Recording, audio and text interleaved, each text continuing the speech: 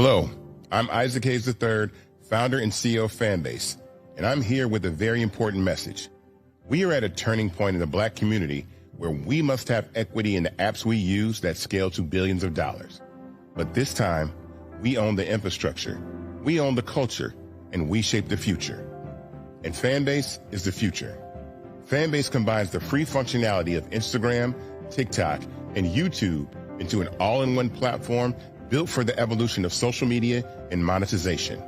With over 1.4 million users, that's real proof that we are shifting the conversation of tech ownership and equity for creators. So right now, I want you to go to startengine.com/fanbase and invest today. The minimum to invest is $399. That gets you 60 shares of stock in Fanbase at $665 a share. This marks a turning point in Black ownership of social media. If we don't take this opportunity to own social media right now, we will always be customers to our own creations. And that can't go on. So once again, go to startengine.com/fanbase and invest today. We must own the platforms where our voices live, our stories matter, and where our culture drives the world. Thank you.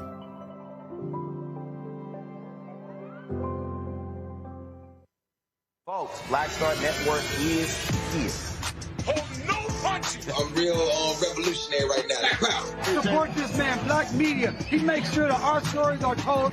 Thank you for being the voice of Black America, Roland. Stay Black. I love y'all. All momentum we have now, we have to keep this going. The video looks phenomenal. See, there's a difference between Black Star Network and Black-owned media and something like CNN. You can't be Black-owned media and be scared. It's time to be smart. Bring your eyeballs home. You dig?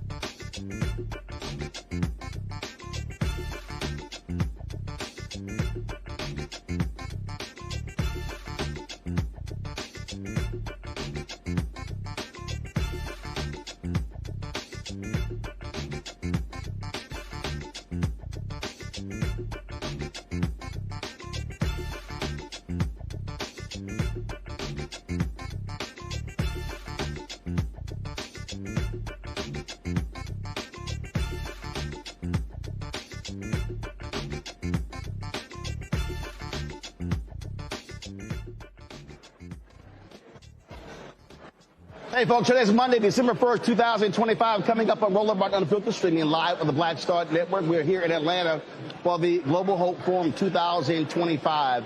It kicks off tonight in just an hour. It's going to be talking about crypto, Bitcoin, all the digital currencies. Also entertainment, Deborah Cox as well. Lots of things that are happening over the next couple of days. Bishop T.D. Jakes, among others, will be speaking here at this annual conference, and we'll have more over the next couple of days. Also on today's show, Indiana Republicans are moving forward with a gerrymandering. They will destroy 2 Democratic seats. One of them, Congressman Andre Carson of Indianapolis. So we'll tell you about that, but it's not guaranteed it's going to happen. Also, Axios talks about the attack on Black history. We'll talk with their Midwest editor about how Donald Trump's Pentagon has banned nearly 600 books by African-American authors. Also, on today's show, we'll break down the Fox News back in the culture war gutter.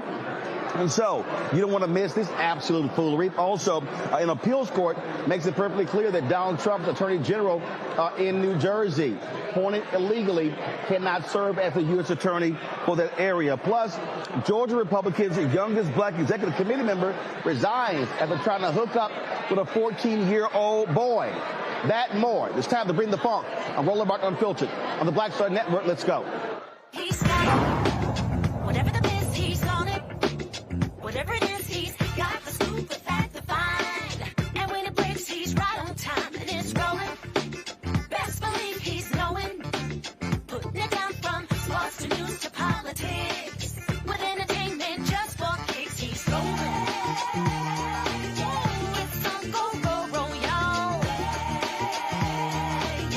It's Roland Martin, rolling with Roland now. He's funky, he's fresh, he's real, the best, you know he's Roland Martin now.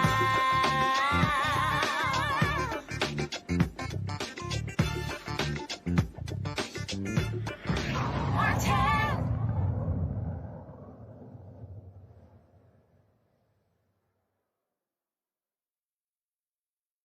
This is a live look at the 2025 Global Hope Forum. Thousands of people have registered for this conference, focusing on economics and its impact on our community. Over the next couple of days, we're going to be sharing with you a number of stories and interviews from here, talking to a variety of folks. And so we look forward to sharing that with you. This is probably the 8th or 9th year to actually broadcast from Global Hope Forum, and so we look forward to doing so. All right, folks, let's talk about politics. In Indiana, Republicans unveiled a new congressional map that, if passed, would remove all Democrats in Indiana in 2026. Right now, the delegation is 7-2 Republican to Democrat. Their map would make it 9-0, eliminating 2 Democratic seats, including that of one of Congressman Andre Carson. Now, this is a dramatic effort. Frank Mervar's district in northwest Indianapolis would also change. Under the map, Berrien County,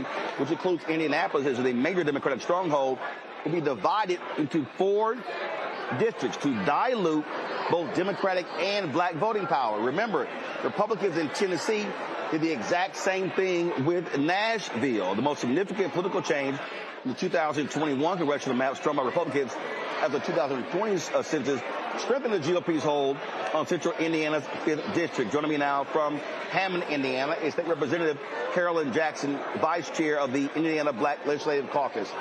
Representative Jackson, glad to have you on the show. Now, here's the deal.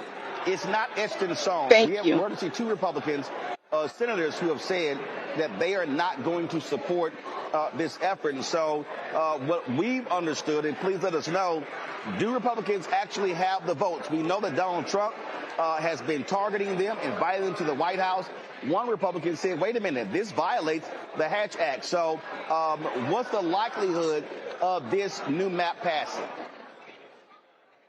You know, I think that there is a very strongly likelihood that this map will pass.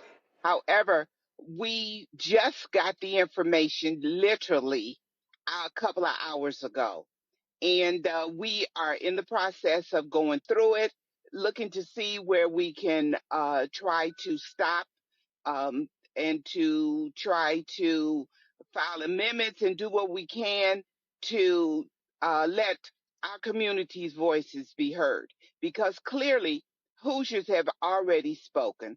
They have said that they do not want the maps redrawn. There are quite a few senators who have voted against it. However, I don't know if you know it or not, but they have been targeted with bomb threats, with the swatting, and all kinds of things like that to try to force them to change their mind. But the question is, once it leaves the House, should it pass the House, which I feel it will they continue to hold to their word of voting against it? Yeah, because for a while there, you had Indiana Republicans that said, sorry, we're not moving forward. They were adamant against it. Donald Trump kept putting pressure, inviting them to the White House. And then all of a sudden, that began to change. Cracks began to appear. Like I say, 2 Republican state senators right now on record are saying they're not going to support this. There were hundreds of people who were at the Capitol today protesting this action as well. That is correct. And with those people coming out and protesting, contacting their state legislators and letting them know that they are not for this, I hope that the legislators will listen to their constituents, because their constituents don't want this. They know it's wrong. They know it's cheating. And they know that the only reason why we're in session now is to carry Donald Trump's water, basically. So how are African Americans being rallied in Indiana to be against this map? Obviously, they're in Indianapolis. As I said at the outset, what Republicans in Indiana want to do with Indianapolis is exactly what Republicans in Tennessee did. They carved up Nashville into 4 separate districts, splitting that up, guaranteeing that there would not be a Democratic member of Congress from Nashville. That's what they're trying to do with Indianapolis. Yes, voters are angry and very upset. We had voters come down from Northwest Indiana, which is about a 2.5 or 3 hour drive. I don't know if you know it, but it's snowing here. The weather is bad. We've had a lot of unsafe conditions on the highway, but they came down here anyway to speak up, speak out, to let their voices be heard, to say, no, we don't want this. I have not had not one of my constituency contact me and say, Representative Jackson, I certainly want you to support the redistricting. I have not had one. My phones have been blowing up, and all of them say the same thing: no redistricting. The same thing with my colleagues who are in Indianapolis. Not one of them has received a telephone call or email or any correspondence saying, please, please redistrict. They're all saying, no, we don't want a redistricting done. This is unprecedented, and we know it's cheating. It is specifically done to liquefy our votes and to liquefy our voice. I'm sorry. They don't want to hear what we have to say. Well, and obviously one of the issues that people are looking at, the violation of the Voting Rights Act, that's one of the issues that we have. But again, Republicans, they're looking at Republicans right now. The Supreme Court is looking at a case, and so we don't know if the VRA is going to even have that impact. And so we're waiting that Supreme Court decision. And so if the Supreme Court rules against, frankly, Section 2, this case out of Louisiana, that could greatly impact the ability to fight these gerrymandered maps, these racist gerrymandered maps in federal court.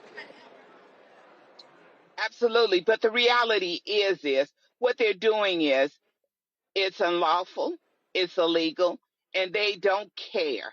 They're doing everything they can to force to their way and wait for the results later, hoping that it gets to the Supreme Court where Donald Trump has all his cronies there, where they can say, no, it's okay for you all to do this. That's just basically wrong. but that's what it appears to me and to a lot of the people here in Indianapolis. All right, then. Well, look, keep up the fight, and we'll be following this to see what happens next. Thank you so much. Appreciate it. Gonna go to a break. We'll be right back right here. Roland Martin Unfiltered on the Black Star Network, live from Global Hope Forum here in Atlanta. Back in a moment. This week on the other side of change. Book bans, anti-intellectualism, and Trump's continued war on wisdom. This is a coordinated backlash to progress. At the end of the day, conservatives realized that they couldn't win a debate on facts. They started using our language against us, right? Remember when we were all woke and the woke movement and all that kind of stuff? Now everything is anti-woke, right? When we were talking about including diversity, equity, inclusion, and higher education, now it's anti-DEI. All this are efforts to suppress the truth because truth empowers people. You're watching The Other Side of Change only on the Black Star Network. Are you ready for the holidays? This week on A Balanced Life with Dr. Jackie, we're talking about all things anxiety and the holidays, whether it's performance anxiety, presence versus presence, making certain that everybody in your space understands the boundaries and how to respect your home. This week, we're talking about those things that will allow you to have a peaceful holiday season. It really is not about perfection. It's really about, you know, the house feeling warm and cozy and peaceful. You don't have to like everybody, but what you can do is be cordial in those environments. That's all this week on A Balanced Life with Dr. Jackie here on Black Star Network. What's good, y'all? This is Doug E. Fresh, and you're watching my brother Roland Martin Unfiltered as we go a little something like this. Hit it. It's real.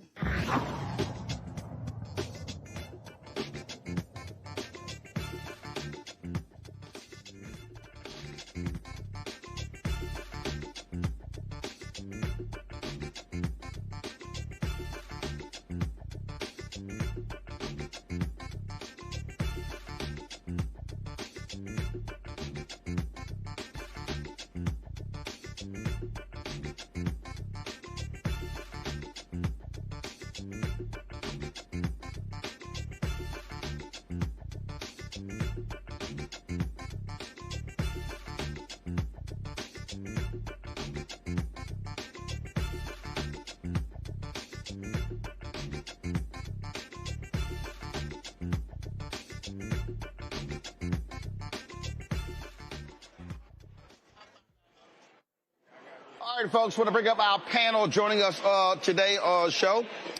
Cameron Trimble.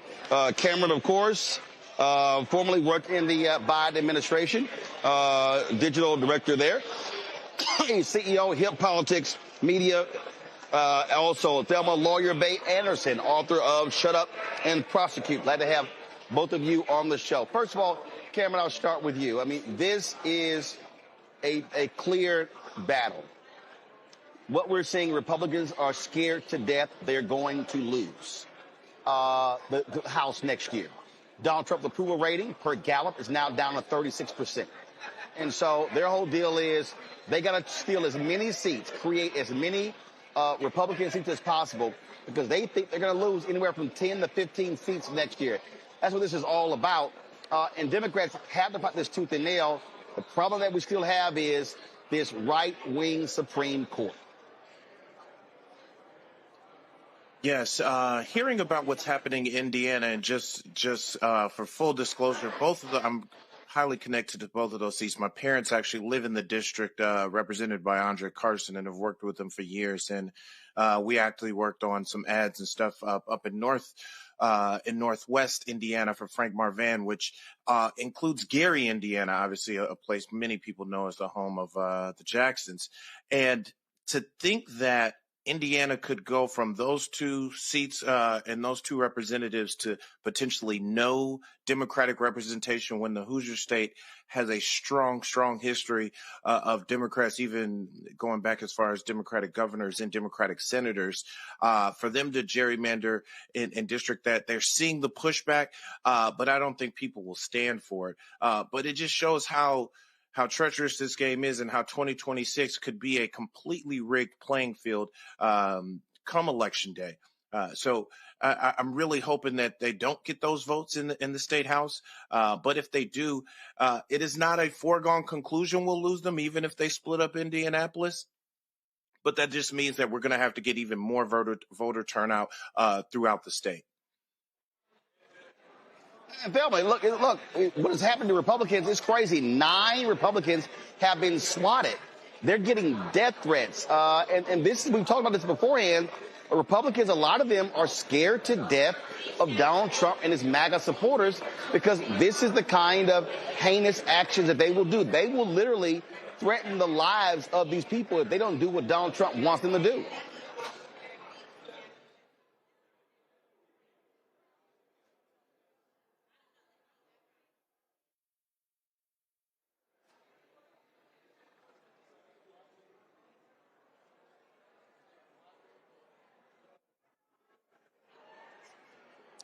Bill, I think you're muted.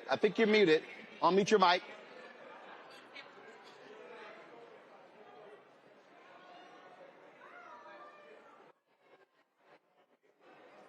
All right, so we got to figure out what's happening with Thelma's audio, and so let's do this here. Take a quick break. Y'all fix your audio, and then we'll come back right here in Roland Martin Unfiltered on the Black Star Network. Can you all hear me? Violent white supremacy is, quote, the most persistent and lethal threat in the homeland. The greatest terrorist threat to the homeland is the homegrown violent restraint, including hate crime committed on behalf of some kind of white supremacist ideology. They are coming after everything in Black America. MAGA and Donald Trump are specifically targeting Black America. They are going after the money. Attack Black Lives Matter. Attack critical race theory, attack woke, DEI. MAGA wants to defund Black America. This is a perfect example of their desire to completely degrade and de-emphasize Black people.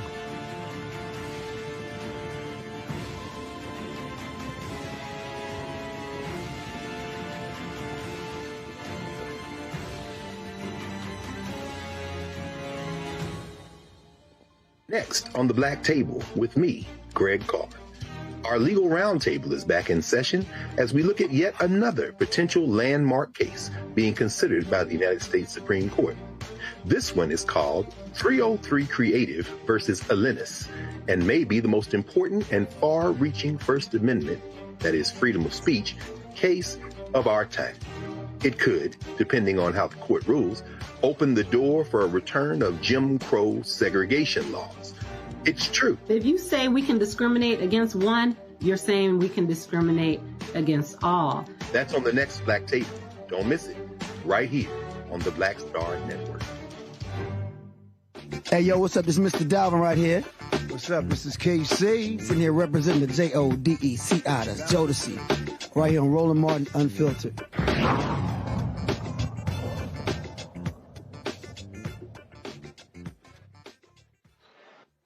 All right, folks, welcome back. So, Thelma, Lawyer Bay Anderson, do we have your audio? Hopefully it's working now.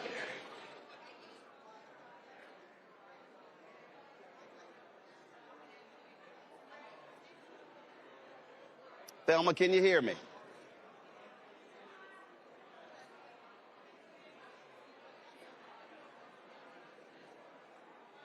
Okay, guys, I need to know guys, I need a shot of Thelma.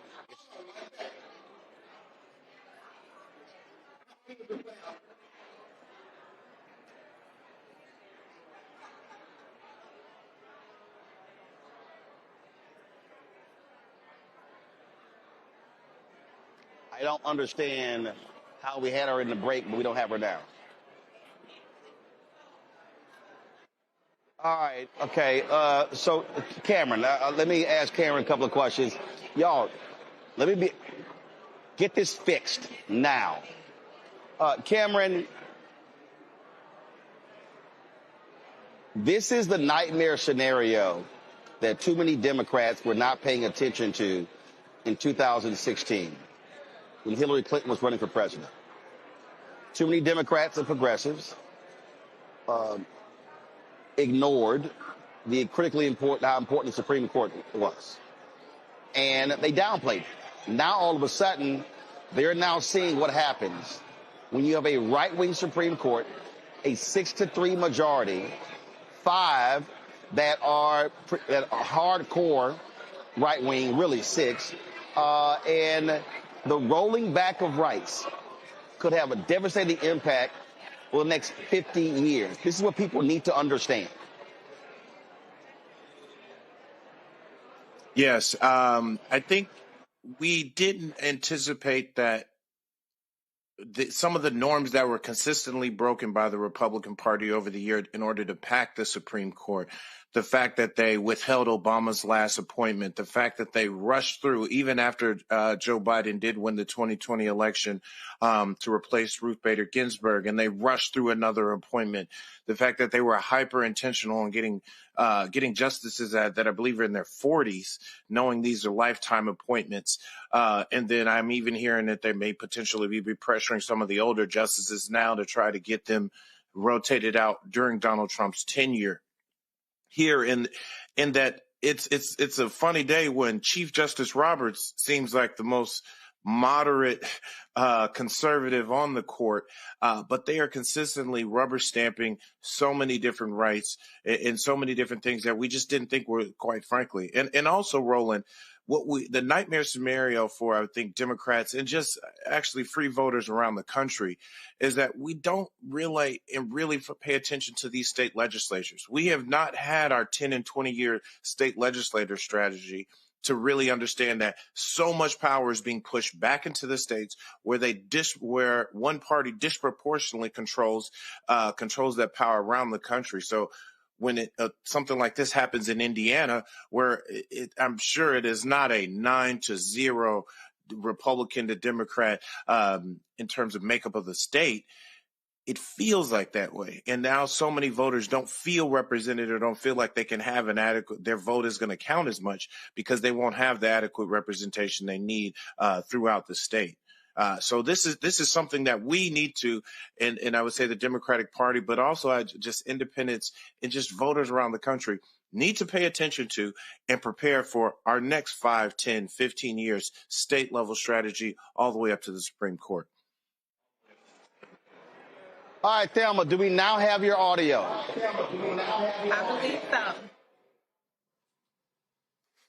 Finally, it's fixed. All right, the question I specifically asked you is that this is an issue Republicans are facing. MAGA, the people are crazy and deranged. Republicans in Indiana, they've been swatted. They've gotten death threats. And these folks who support Donald Trump, this is how they're going to conduct themselves. And hopefully you're going to have some Indiana Republican senators who have the guts to stand up and say, no, we're not going to bow down to these fascists. Honestly, I doubt that is going to happen. I doubt that they're going to have the balls, because if they did, we wouldn't be right where we are right now with these individuals having to deal with what we as individuals who probably are Democrat, we deal with this all the time, especially with this type of leadership and this stronghold that this man have on the delusion that is within the Republican Party. I honestly don't believe that anybody got the balls, the guts, anything to say enough is enough. We got to go back to the principles and what this country actually stands on, and not on the principles of the orange Cheeto man that has so much that we can really get into. But I think they're all afraid. They all look like they are in fear, but nobody wants to do anything about it. But also, Thelma, I think this is where Democrats have to understand they have to play hardball. They have to understand that this is about power. These folks want power. You can't reason with this. So you've got to fight for power, to take power from them the same way they're trying to hold power. Yes. I believe the same way that MAGA targeted their base by fueling that what was already built in them, the Democrats got to do the exact same thing. We are tired of them sitting on the sidelines, being mute and some of them not cute. But we are tired of them sitting on the sidelines, letting them run this country into the ground. You got to stick up. You got to stand firm. You got to hold the line. And that's simply what the Democrats are missing. I'm hopeful that they are getting information like Beyonce, because if they continue down this road, we are going to continue to fall behind, and people's rights cannot afford them sitting on the sidelines like they have done these past few years. And that particular point there, Cameron, I've been making it clear to people that what we have to understand, again, this is about the next 50 to 100 years. What you're seeing from MAGA, from these Republicans, it is white fear. My whole book is about that. The whole book is about white fear. And what they have to understand is what we're dealing with here is that they are afraid of the browning of America. And so all of these attacks have a direct result on the power, the political power of black people, the political power of Latinos, and Latinos had better wake the hell up. We don't give a damn about them either. But this is absolutely a massive attack on black America and our future. Yes, this is something that unfortunately black folks have gone through before, but I don't think this kind of power and this kind of grab for minority, specifically for black political power, black economic power, black voting power, has happened since the Reconstruction. So we're talking well over 100 plus years since we've seen this type of stripping away of our power. And the problem is, while it's happening right in our face, I feel like it's happening still kind of quietly, piece by piece, where we are not rising up. We're not doing as much as we can to stop it. And we're going to look up, and it's going to be, we won't have many places of recourse, because as if the highest court in the land is backing this and setting precedent and setting legal precedent that every other lower court controls and upholds, then that means when we do try to sue our way into some of these rights backs, when we do try to wrestle back some of these rights backs on a federal and a state level, we won't really have the legal recourse to do so. So this is an opportunity now where I think state by state, Democratic power, black leadership, black political power needs to stand up, because we can't look past 2026 and say, oh, we'll hope for the 2028 election. The 2028 election will not be here. We will not have the same votes power or checks, or the proper checks and balances to even be able to hold on to the little bit of power we still do have. But here's the thing here, Thelma, that I think people understand. There was a case that originated out of Arkansas. It's not been affirmed by a conservative appeals court. And in that particular case, they argued that only the Department of Justice can file voting rights lawsuits.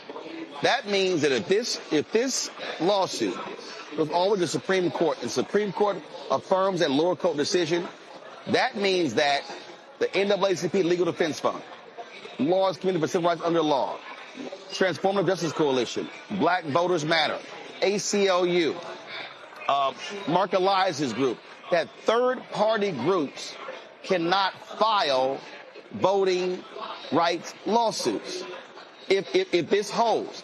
And this is what I'm trying to get our people to understand. I saw a video earlier today, and I can't stand, Thelma, all those pop the balloon shows. But there was a pop the balloon show, and a sister asked the brother whether he voted. And he started going on about some bullshit, and she was like, no, hell no.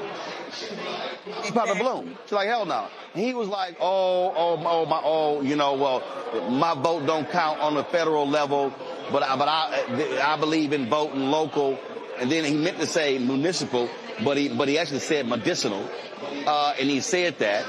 And what was crazy to me is that this brother, a middle-aged brother, was a perfect example of what I'm talking about. And people need to understand how real this is. And I have been saying this. This is a massive assault on black America. They want to defund black America. They're going after every institution in black America. And folk who want to sit out and act like voting don't matter, they're outside of their damn minds. This is for real. This is a massive war we are engaged in. The one issue that I have mostly with our people is we saw this coming and we got too comfortable. When you look back at our ancestors, and even when we go back to the civil rights movement, they was not getting comfortable. They were mobilizing. They were making sure that they utilized their power, resources, connections in order for us to mobilize to make sure we had our rights. And now we get to this point where we're sitting on the fucking sideline and watching what our people worked so damn hard for and also lost their lives in order for us to be in this position. We can't be comfortable. This is not going to be comfortable because we utilize those years to forget the fact that how we got here. And that's one of the main reasons why I started to utilize my platform, knowing that, yes, I have the legal knowledge, but I also got the street knowledge. I also know how to articulate in order to speak to my people so that they can understand the urgency and the importance. I don't know what kind of steps they missed, but we ain't got now another step to fucking miss because we missed those steps years ago. Now we're here fighting from behind instead of fucking ahead. Cameron, you're talking to a younger demo. And I'm telling you right now, 1835 had better wake their asses up because, listen, in 20 years, 18 is going to be 38. 35 is going to be 55. And listen, they don't understand.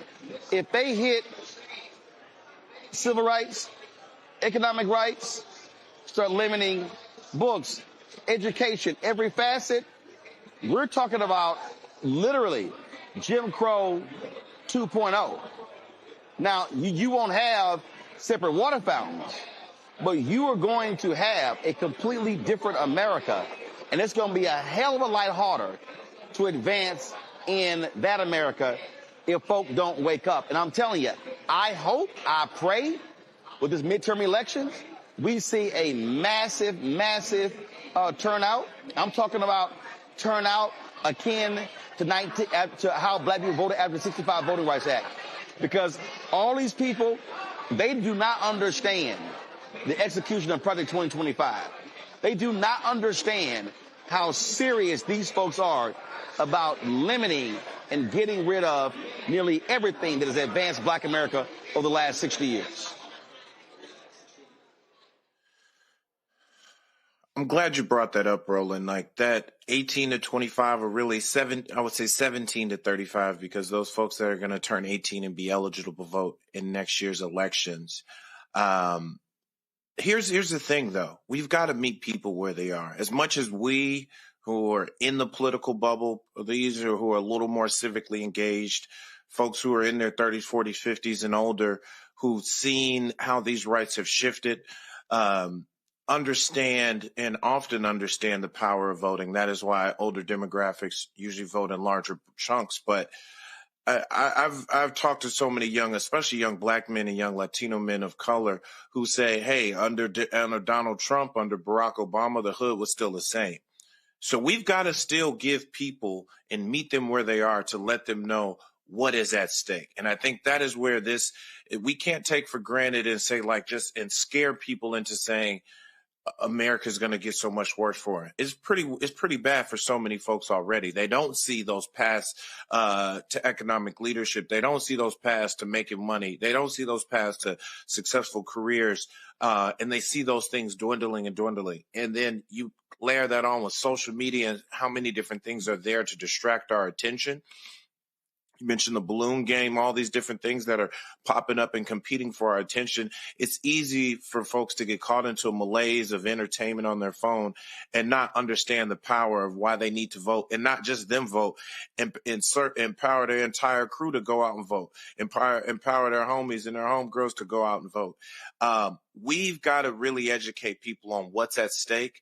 And as bad as things may be now, or people may perceive them to be, how much worse they can be. Because you often hear like, this is going to be the most important election of our lifetime. You can only say that to people, but so often.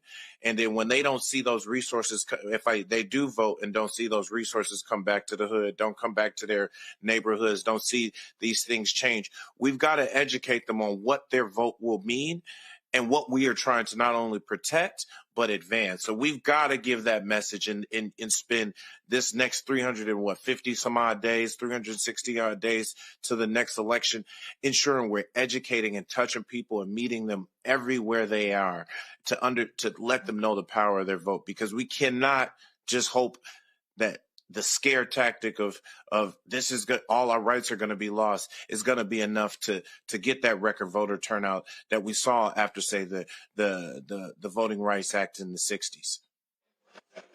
Well, I'll say this to folks. It's not a question of scaring them, but they are seeing the reality right now of what happens when you don't vote. And remember, Trump is going to be there 3 more years. So if you thought this last year has been crazy, the next 3 are going to be even crazier. Going to go to a break. When we come back, we're going to talk about how MAGA is doing all their best to shut down black book authors in the Pentagon and all across the country. You're watching Roland Martin Unfiltered on the Black Star Network live here at the Hope Global Forum in Atlanta. Support the work that we do, folks. Ain't nobody else doing what we do every single day, 5 days a week. Speaking of Black America, if you want to contribute to us via cash, use the Stripe QR code. You see it right here in the bottom left-hand corner. PayPal is R Martin Unfiltered. Venmo's RM Unfiltered. Zelle, Roland at RolandSMartin.com. Roland at RolandMartinUnfiltered.com. Checks and money order. Make it payable to Roland Martin Unfiltered. P.O. Box 57196, Washington, D.C. 20037-0196. Back in a moment.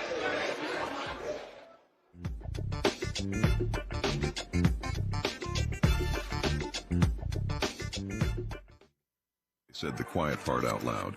Black votes are a threat, so they erased them. After the Supreme Court gutted the Voting Rights Act in 2013, Republican legislatures moved fast. New voter ID laws, polling place shutdowns, purges of black voters from the rolls. Trump's Justice Department didn't stop it, they joined in. In 2018, his DOJ backed Ohio's voter purge system, a scheme that disproportionately erased black voters. Their goal, erase black votes and political power. Yeah, that happened. These are the kinds of stories that we cover every day on Roland Martin Unfiltered. Subscribe on YouTube and download the Black Star Network app. Support fact-based independent journalism that centers African Americans and the issues that matter to our community.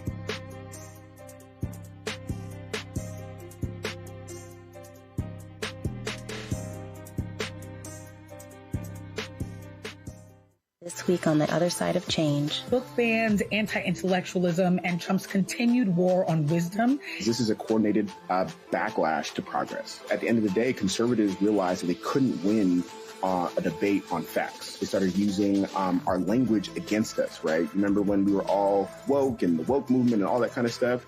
Now everything is anti-woke, right? When we were talking about including diversity, equity, inclusion, and higher education, now it's anti-DEI. All this are efforts to suppress the truth because truth empowers people. You're watching The Other Side of Change only on the Black Star Network. What's up, y'all? This is Wendell Haskins, a.k.a. Win Hogan at the original T-Golf Classic. And you know I watch Roland Martin Unfiltered.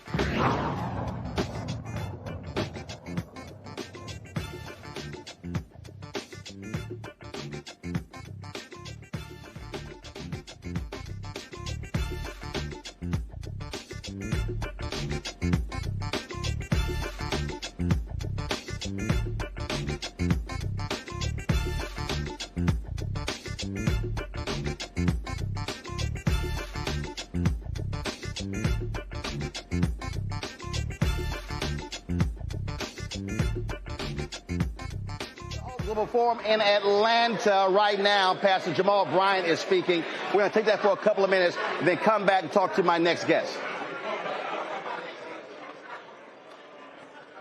From another message. Give her some love, y'all.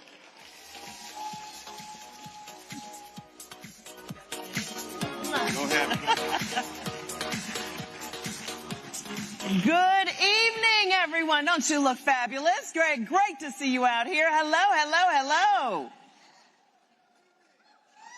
Wow. This has grown to a marvelous event. We have an amazing evening planned for you tonight. So I hope you are ready. And don't leave early because we have Grammy-nominated performer, the one and only Ms. Deborah Cox, here to perform for us later this evening. And we've got some other stars here waiting for you tonight as well. So let's get you started.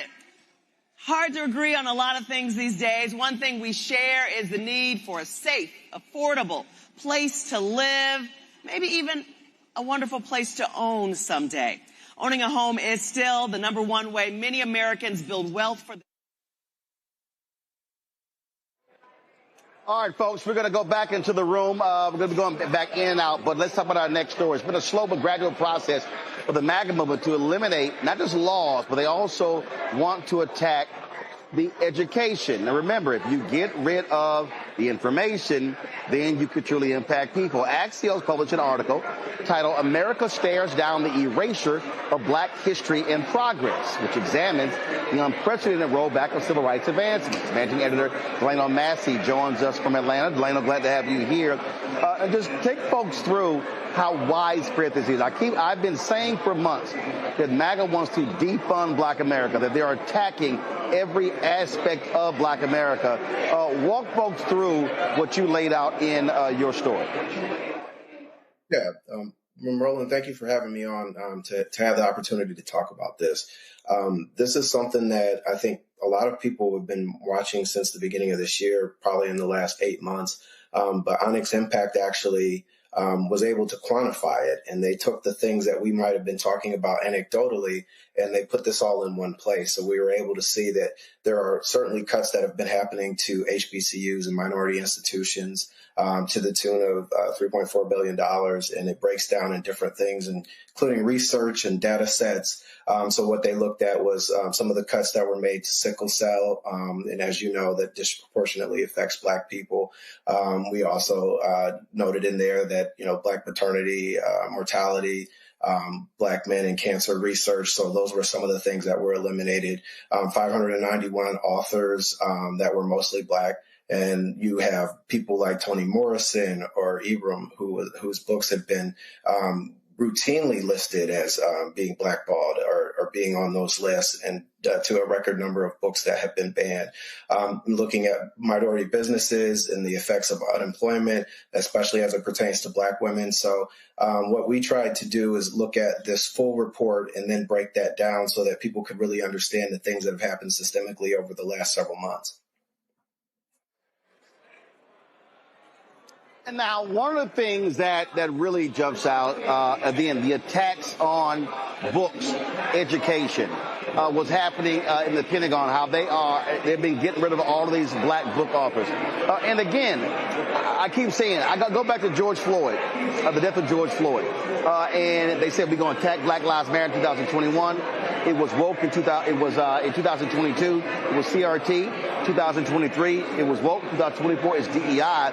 And so what you are seeing this constant attack on Blackness in every aspect whatsoever. Yeah, I mean, this is ultimately what the researchers with Onyx Impact had discovered. Some of the things that we know sort of anecdotally that have been happening, the push to eliminate diversity, equity, and inclusion initiatives and programming, whether it was in the schools, whether it was in federal businesses, the museums, et cetera. They were able to basically to pinpoint that some of this has been the weaponization of DEI, similar to woke, and as you mentioned, critical race theory or CRT. Using, this as a political chip and basically making people believe that this is it's a dirty thing, or there's an unfair advantage that actually comes with this. And that was actually one of the things that the White House had pointed out when I reached out to them on this article. They feel as though they've been doing a number of things that have actually leveled the playing field and eliminated an unfair advantage that they perceive DEI has given, especially as it pertains to minorities. So when you look at this and your story sort of lays it out, and I keep just yelling for people, this is massive. This is comprehensive. This is not just, one or two things. This is a wholesale attack on Black America. Yeah. If one of the researchers that was involved in this was Maya Wiley of the Leadership Conference on Civil and Human Rights. They also released a poll last month that basically taps into people's emotions and how they're feeling in this particular moment. That over 57% of people, I believe, think that there's a chance for there to be a civil war, that people feel like that this idea that there is reverse discrimination, that's actually not really true, right? There are things that I think that researchers and historians would say that there is a very systemic and a targeted approach to a lot of this that dismantles a lot of this infrastructure or the scaffolding that was created, especially during the civil rights movement, where you had some progress and it eliminates some of the things that we saw even, in an aggressive manner. We did a story earlier this year. You mentioned George Floyd, but after, we're looking at this 5 years later, was this actually a reckoning or was this more a reaction to a particular moment in the racial unrest that we saw? A lot of the things that happened in that time frame, including some of the companies, Fortune 500 companies, a lot of them have already eliminated some of this, and we saw that over the last couple of years. So certainly the researchers and the historians feel like this is, this is certainly a moment where it is very intentional and it is targeted, and that's exactly what the Onyx Impact Report puts out there. Questions from a panel. Cameron, you first.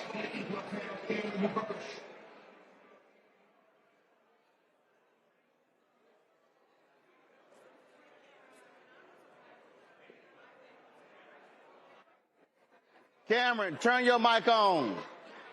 Cameron, turn your mic on. Good. I don't know why I gotta you, keep Roland. reminding all y'all. Damn. Later, man. It's good seeing you, man, and good to read your story. Like I said, your story was eye-opening and caused me to kind of even continue to dive a little bit deeper into some of this. But the most important thing I think that you touched upon was the erasure and the removal of so much data. And I think what people don't realize is that when they hear reports about how Black progress may be stopped, when you start talking about the sickle cell and all the different health reporting, so much data is being taken off these websites. And I think you mentioned in the report, not all of it has been replaced. Did any of your reporting come out like, is there any recourse for organization and watchdog groups and so many others to be able to get back the data on the reporting of, I would say, the overall state of Black folks, of Black economics, Black health, all those different things? Like, what do we do to be able to capture that data and make sure we're able to, it's put back out there for the public? Yeah, I think that's part of the challenge, right? This is the concern that certainly the researchers have, because if that data is not there, then it's almost like it didn't exist, and it also it makes it a whole lot more challenging to be able to find remedies to certain issues, right? Like sickle cell or maternal health. This is like one of the greatest concerns, especially with the reporting and the people that I talk to, just not really knowing what this full impact is going to be of all of these different cuts. And there are some things that the media attention certainly helps to reverse course. And we saw that with some of the history that was mentioned on there. We saw Arlington Cemetery being one of the places where they removed some of the history, whether it was Jackie Robinson and others. Like, we wanted to, the media has put more of a focus on that. And sometimes I think that's maybe the greatest recourse. Somebody who hears about it can actually take action and figure out a way that they can solve it. But, it's certainly not going to come from the federal government at the moment that they've decided that they've eliminated that funding. Thelma.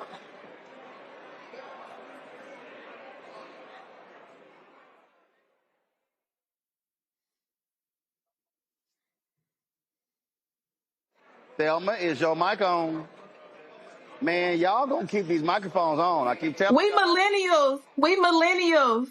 We only. Hey! I don't want. Listen, you know what? I'm gonna tell you right now. What's that mean? Hey, now I'm gonna tell you right now. Henry, remember this? We were in Atlanta, and that was a judge here, and she had a staffer who was millennial, and she was like, "Judge, why you always best dog of millennial? Because y'all do millennial shit." Yeah. So millennials and Gen Z, listen, damn it, I'm Gen X, and turn the damn microphone on. Now go ahead and ask your question, Delano. Hi, Delano. One of the questions that I have, because as of recent, I have been diving more into the history of our people as far as in the legal aspect of it all. I know there's a location, one specific, the Equal Justice Initiative Museum, that when I went, it blew my mind. And I've been back more than one time. And I was just mind blown because a lot of the history that was in there, I didn't see that in the school system. I didn't see that taught to us when, of course, we have our traditional Black History Month. And I was embarrassed. I was like, I don't know my history the way that I thought that I did. So with that, do you think with locations such as Equal Justice Initiative or any other organization can be utilized to retain such sensitive data that is going to be needed based on the destruction of this administration that got 3 more years? And I know in 3 more years, it can wipe out everything. You know, there's I think a very wise person once said to me that innovation sometimes comes from necessity. And what we know in this particular moment, and some of the people that I've talked to, certainly some of the civil rights organization leaders and others, you mentioned that museum in Atlanta. I certainly think that the Museum on Civil and Human Rights is great. It just reopened recently and they renovated it. I think there are a lot of entities and also people who understand the importance of doing the work and making sure that we capture it, making sure that we capture our history, and that we're able to sort of retell our history. Because one thing that's clear throughout the course of history is that ultimately it winds up being left to each generation to figure out how they're going to retell some of these stories. Because even in the case of news and the media, it is harder in a lot of ways to get those stories told, which was one of the things that was supposed to have been an outcome of the 2020 reckoning, if you will. And so being able to actually be the ones to tell the story and to pass that down, I mean, ultimately, that's why you have griots and people who pass that information down generationally. But there are museums that are here. We have people who are trying to conduct this work and trying to capture a lot of this information right now because they know the importance. And they're also very much worried about the very real possibility that information might not be available. All right, then. Well, listen, our whole point here is to inform folk, let them know what's going on so they can be aware. And I'm telling you, I need our people to realize they cannot be asleep at any of this. And so, Delano, great reporting there. Folks, go to Axios.com to check out Delano's report. Also, we'll link to Keenan, you know you're watching. We'll be sure to put a link to Delano's story on BlackStarNetwork.com. And so, folks, if you go to BlackStarNetwork.com, you'll be able to see Delano's story, click through it to actually read his story. Delano, I appreciate it. Thanks a lot. Thank you. Appreciate you. Folks, I keep telling y'all the right wing wants America to be white. That is their focus. My book is White Fear. When we come back, I'm going to show you what a commentator on Fox News said. Well, basically what she's saying is, if y'all ain't white, y'all ain't right, and we don't want you in our country. Yeah, I'm going to show that for y'all when we come back. Also, Alina Habba, you know, Trump's dumbass attorney. Well, guess what? The appeals court rules she should never have been appointed a U.S. attorney. I'll tell you about that. Lots more to break down as we are live here at the Hope Global Forum 2025 in Atlanta. This is outside here in the hallway. Give me a shot of what's happening inside the room where the program has started. We have a concurrent live stream happening on the Black Star Network right now. And so you can also see the broadcast as well. And so we'll have some of that when we come back right here. Roland Martin Unfiltered on the Black Star Network. Back in a moment.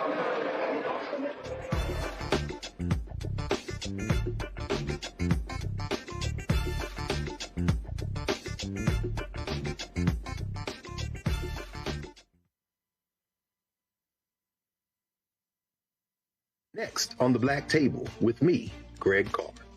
Our legal roundtable is back in session as we look at yet another potential landmark case being considered by the United States Supreme Court. This one is called 303 Creative versus Alennis, and may be the most important and far-reaching First Amendment, that is freedom of speech, case of our time. It could, depending on how the court rules, open the door for a return of Jim Crow segregation laws. It's true. If you say we can discriminate against one, you're saying we can discriminate against all. That's on the next Black Table. Don't miss it. Right here on the Black Star Network. This week on the other side of change. Book bans, anti-intellectualism, and Trump's continued war on wisdom. This is a coordinated backlash to progress. At the end of the day, conservatives realized that they couldn't win a debate on facts. They started using our language against us, right? Remember when we were all woke and the woke movement and all that kind of stuff? Now everything is anti-woke, right? When we were talking about including diversity, equity, inclusion, higher education, now it's anti-DEI. All this are efforts to suppress the truth because truth empowers people. You're watching The Other Side of Change only on the Black Star Network. Hello, hello, hello. I'm Jerry Johnson from Harlem on Prime, and you're watching the Black Star Network.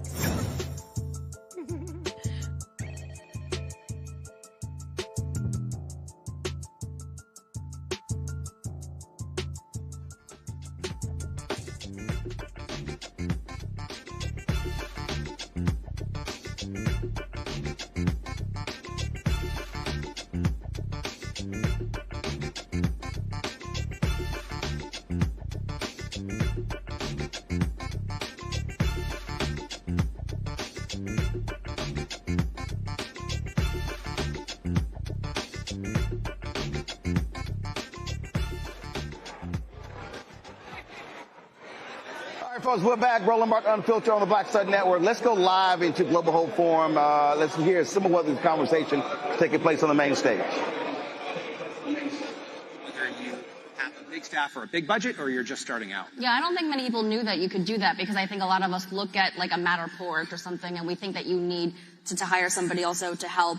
I tease this, like I know we are all maybe a little bit tired of talking about AI, generic AI. So I really want you to be specific with me in this next section, which is where you see it actually measurably improving the experience for home buying, for finding somebody, for finding homes. Yeah, I think you'll see it show up in the cracks of all the things you're already doing, is kind of the way I think about it. Of course, AI is something we go to ChatGPT or we go to Google Gemini and we ask it questions in new ways. We're all going to do that.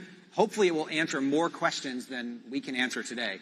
But it already exists in generating the listings I talked about. It exists in the agent software that all of our agents are using. We have more than 100,000 agents that use our agent software. It's a software system called Follow Boss. No one who's not a real estate agent would ever know that software system.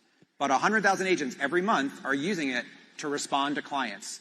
It summarizes every one of their calls now. It summarizes their history so they don't forget things. It reminds them of appointments, and it schedules appointments for them. So it's making them more efficient. It's making them do a better job, because who wants to spend their day on a checklist? They want to spend their day consulting with clients, doing research for clients, helping clients prepare offers. So that's live today, and many buyers, sellers, renters would never see it, but it's powering the real estate experience right now. And I imagine that as this improves, this is what you talked about earlier, which is you see the relationship between Zillow, the platform, and the agents getting closer and closer, strengthening that through technology. If you ask any real estate agent, do they want to spend their time on a checklist in software? Or do they want to spend their time talking to their customers, learning what they want, trying to win an offer, trying to win a negotiation? They're going to pick the latter. right? Every one of them. So if we can build software that does the former, that does the busy work, they get to do the people work. So with AI, there's also concern about the algorithms. Is it biased? Is the data clean? Yeah. When you're building these tools and you're using these tools in your platform, how are you ensuring that this is all being done fairly, equitably? It's really important to build AI responsibly. I would make that statement broadly, but I'll definitely make that statement for real estate. And we've learned that in working with a lot of the big players in AI from the beginning. Early on, we worked with OpenAI and Google on integrations and helping them answer real estate questions to show them how quickly you could ask an LLM a question that would answer with a fair housing violation. It would answer with something that just violates fair housing laws because it hadn't been trained. And so we built a trainer, effectively a fair housing classifier that we use, that we give to everyone to use. It's open source. So you can train a model to say, I can't answer that question, or here's the only way I can answer that question, to help make sure the technology does the right thing. It's just like a simple example of how, as you develop these tools that are moving so fast, that yes, we need to have a little bit of regulation. We need to make sure we can build responsibly, but we have to do it so that we can keep innovating. And you have to balance those things. Well, one thing that you've said in the past, which I think is the through line. All right, folks, if you want to see the live stream, simply go to Black Star Network, our app, also go to our YouTube channel. All right, folks, I have been telling y'all that white folks in this country about white fear. They cannot handle the browning of America. So this was a segment on Fox News. And look, that's like king of the white folks, all right? And so check this out. They question whether certain cultures actually belong in America at all. So commentator Kaylee McGee White. Oh, that's a great last name, Kaylee McGee White. Here we go. She said it's asinine that people can't openly claim some cultures are, quote, quite literally incompatible. All right, so here's the video. We do not have any obligation whatsoever to anyone to allow them entry into our country and to all of the benefits that offers. We don't have any obligation to do that. And quite frankly, it's asinine that we can't have a realistic policy conversation about how certain cultures are quite literally incompatible with ours. It should be okay to say that. And more importantly, it should be okay to base our immigration policy on that. So I'm glad that President Trump is taking some steps in that direction because it is a long time coming. All right, so let me unpack that, all right? So what you're now seeing, you're seeing this in the United States, and you're seeing this, the same white folks in European countries. It's now becoming a reality to them that they stop screwing and they stop having kids, and you cannot have a future if you don't have people. So what is the most populous and the fastest growing continent? It's Africa. Okay, average age is 17. All right, so when you're talking about the future, where do you think people are going to be coming from? So Elon Musk is constantly tweeting about the birth rates, the falling birth rates. He is flat out infatuated with the falling birth rates. Why? Because it's white people. White people in America stop screwing. They stop having kids. White people in Germany, white people in Italy, white people in Finland, white people in Ireland, white people in England. You can go all across Europe, these Western nations, and they stop screwing. So now they're freaking the hell out. They're freaking out because of black people. They're freaking out because of African immigrants. They're freaking out because of Latinos. And so that's what you're seeing. And so I need people to understand the attacks that you're seeing in America right now, you're seeing happening all across the globe, because right now, 2/3 of the world we've known for decades, 2/3 of the world people of color. But now, that was fine when the Asians were in their countries and the Africans were in their countries, Latinos were in their country. The problem now is you cannot have a future if you do not have people. I've done this segment way too many times. Y'all, it's real simple. It's very simple. And that is this here. So let me just break it down to you. Let's say right now you got a family. Mom and daddy had 8 kids. Let's say those 8 kids have 4 of those kids don't have any kids. That means that only 4 of their kids have children. Let's say they have 2 each. So you go from 8 children to having 4 kids having 2 each. That's now 8. But let's say 6 of those kids choose not to have any children. Well, guess what? Your bloodline is going to actually decline, because if you have a decreased birth rate, you're not going to have a family lineage. It's the exact same thing. In this country, you have to have people in order for you to continue. So when you look at a city or a town, a shrinking population, that means people move. Why is the Midwest of the country massive amounts of land and few people? Because you no longer have manufacturing jobs in those places. So if you grew up with a manufacturing plant in your small town of Iowa, Indiana, Illinois, Wisconsin, Pennsylvania, Michigan, Ohio, those Rust Belt states, now all of a sudden, manufacturing plant leaves. If you're a kid in that particular town, you ain't staying in your town because ain't no jobs in your town. So you're going to move somewhere else. What then happens? You're not replacing the population. All right? Maybe a lot of y'all don't understand. Let me explain it to you from a church. When you actually run into a preacher, and a preacher says, oh, I have 10,000 members. Nah, that's not really how real preachers count their population. A real preacher doesn't count individuals. A real preacher counts families. Families mean future growth.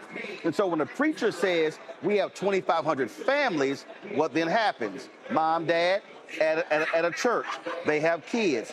Kids are Christian in that particular church. What do they have? They have graduations. They go to college. They get married. All those things that happen typically in that particular church. Well, if you're transient, and all of a sudden, if you had 2,000 families, or 1,000 families, or 500 families, or 200 families, now 5 years later, you have, let's say your small church, you got 200 families.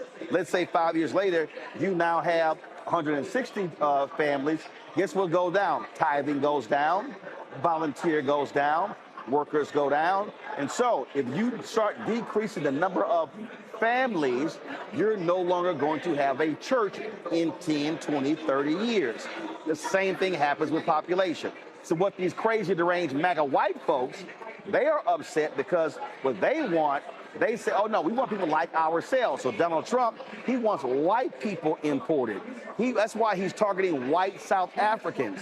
They didn't go to the G20, so we're not going to the G20 because the South African president talked bad about us. No, you called them shithole countries, and so that's what you did.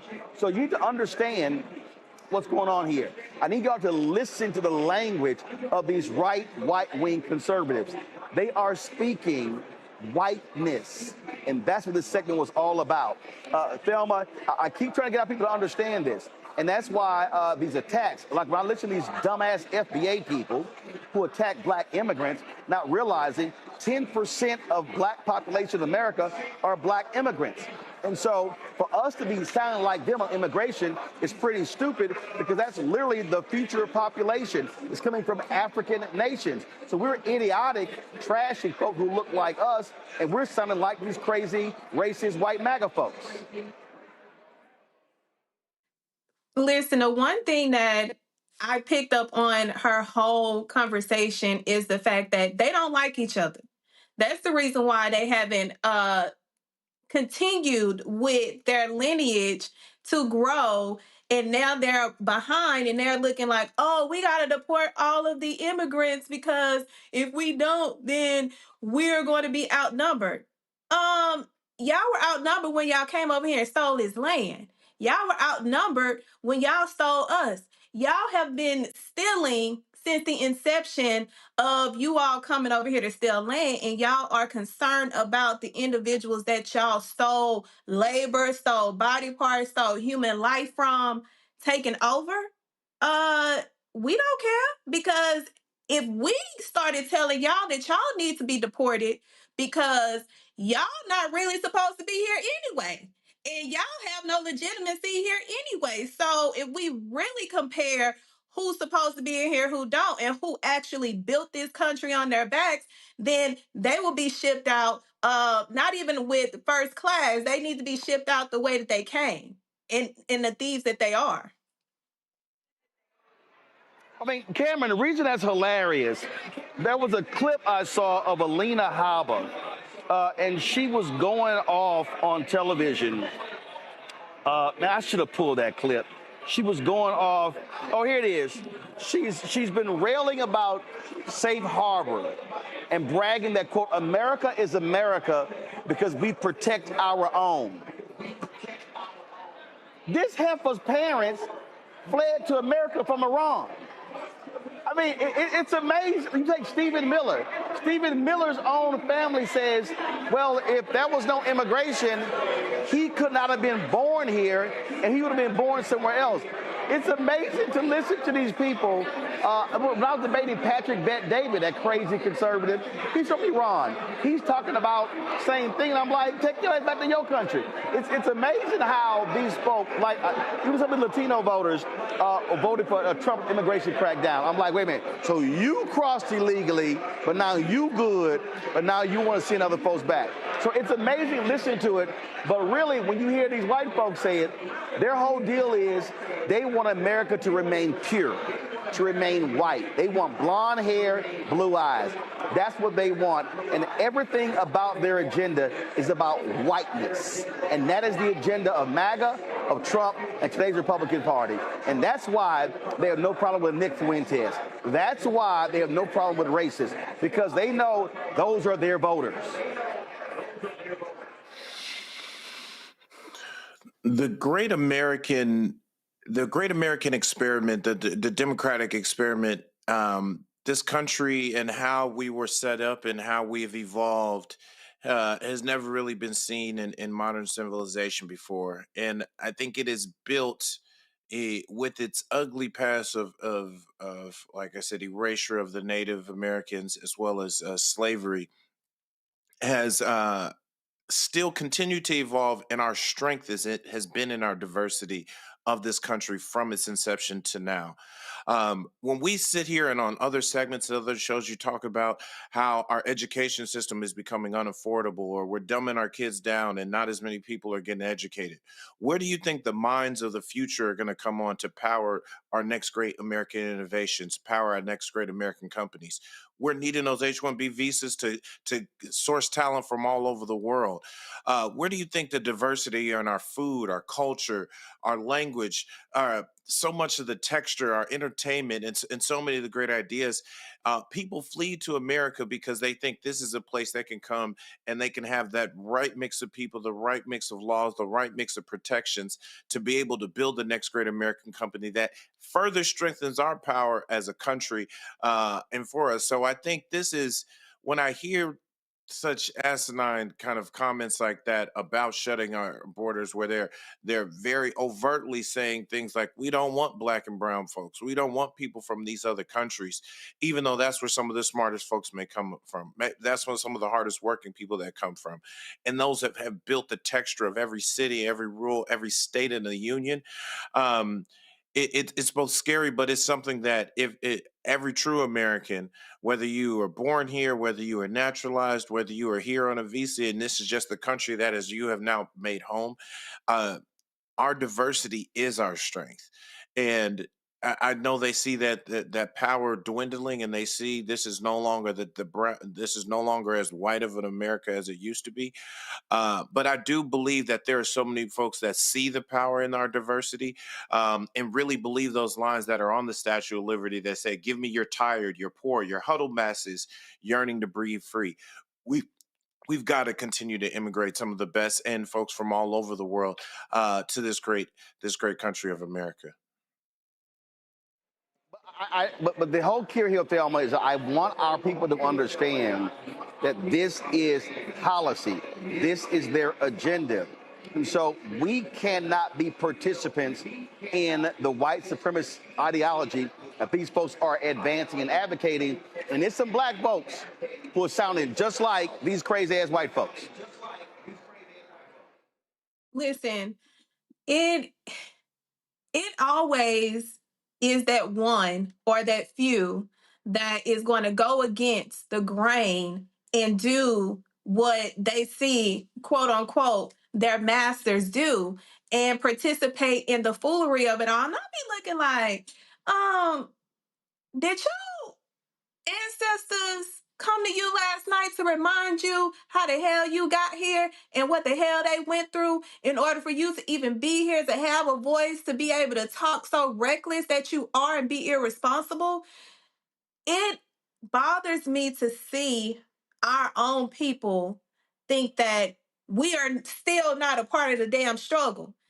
The reason why they are going on this rampage is because their fears are being seen and being put out in front of their faces to actually see digitally that, oh shit, like our worst fears of the brown people utilizing their skills, the ones that we used to utilize for free and we used to try to keep them from being able to flourish, is coming, and it's coming in the masses. And to see our own people sit up here and participate, and I'm like, did you take your medicine? Because you cannot be on the same damn planet, and the planet that the reason why we are in this position to have the power that we do have is because we come from a lineage that had to fight so fucking hard. And to see you trying to participate, or no, not trying, but participate in the bullshit of it all, we gonna ship you out. If you want to go with them, you can go with them. But as far as the ones that we got to fight for to maintain the fact that we are here for a reason and we are not going anywhere, no, we can't have any cracks. And these cracks in the ceiling is causing the roaches to come in. And I ain't talking about us. Absolutely. All right, folks, 30 years ago, one D magazine article posed a question.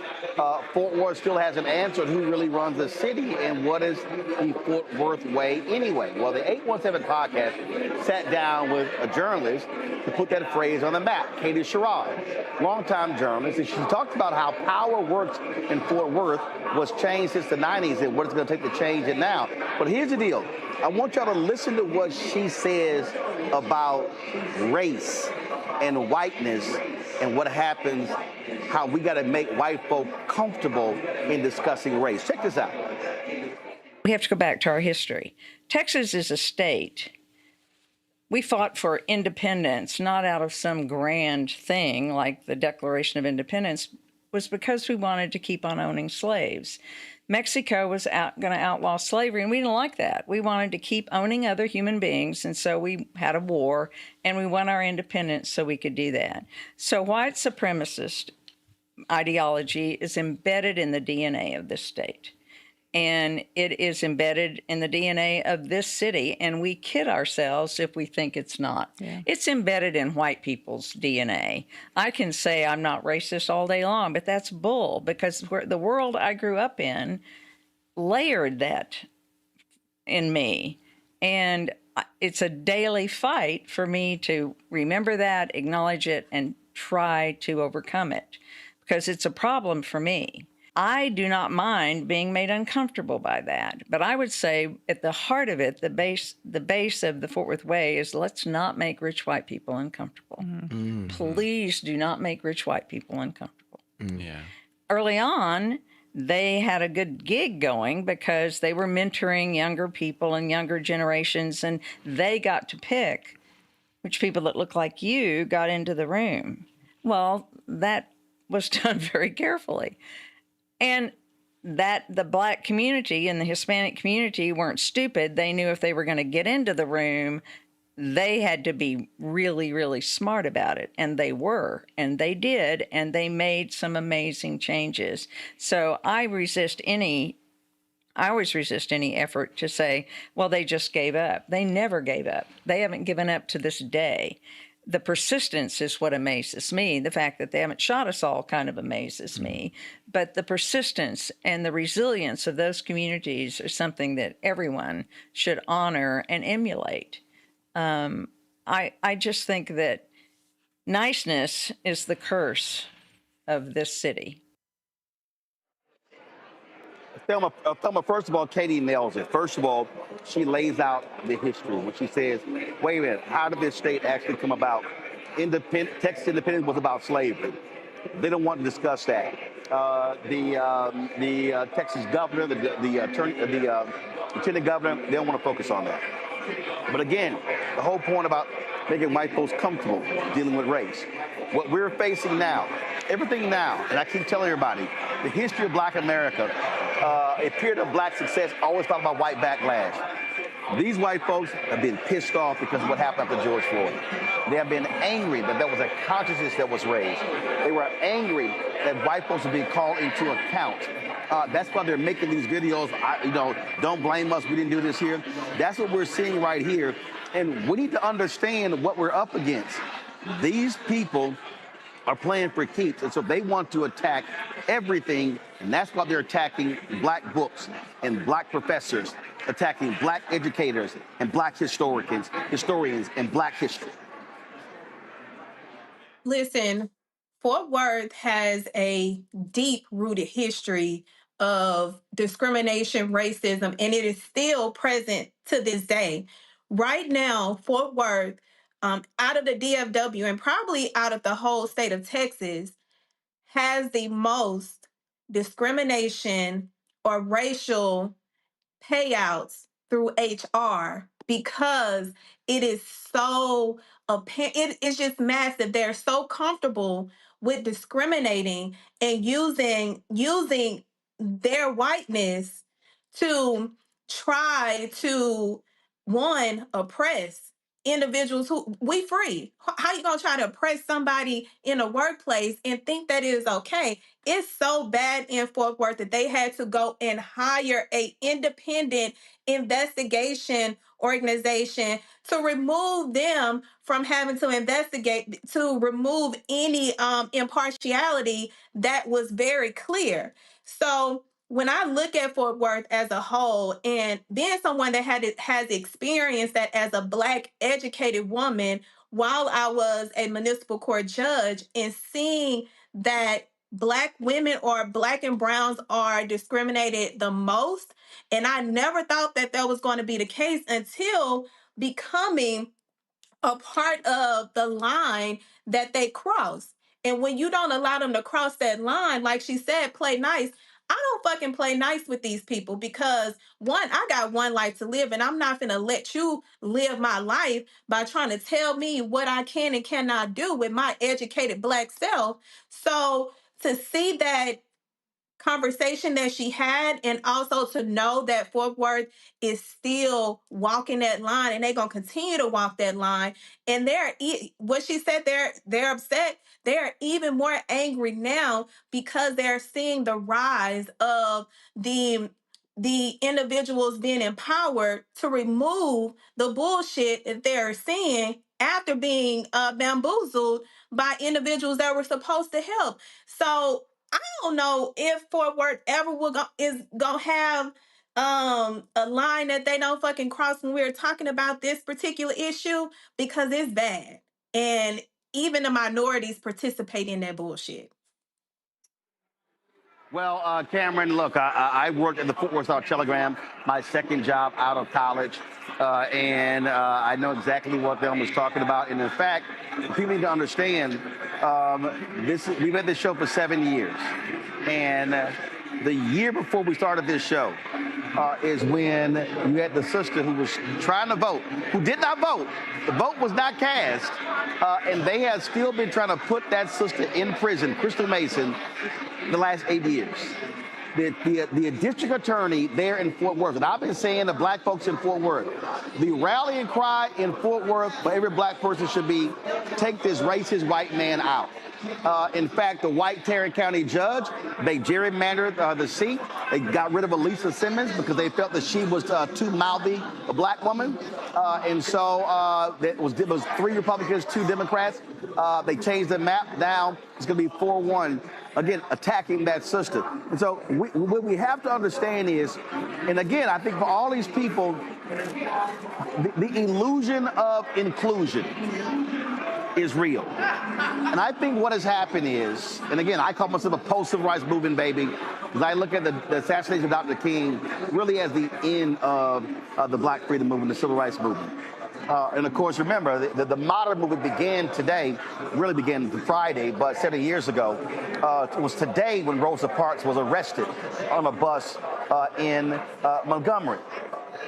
What we have to understand is what we are seeing. These folks, they don't want us in the room. And now you have a racist in the White House who has said it's all good.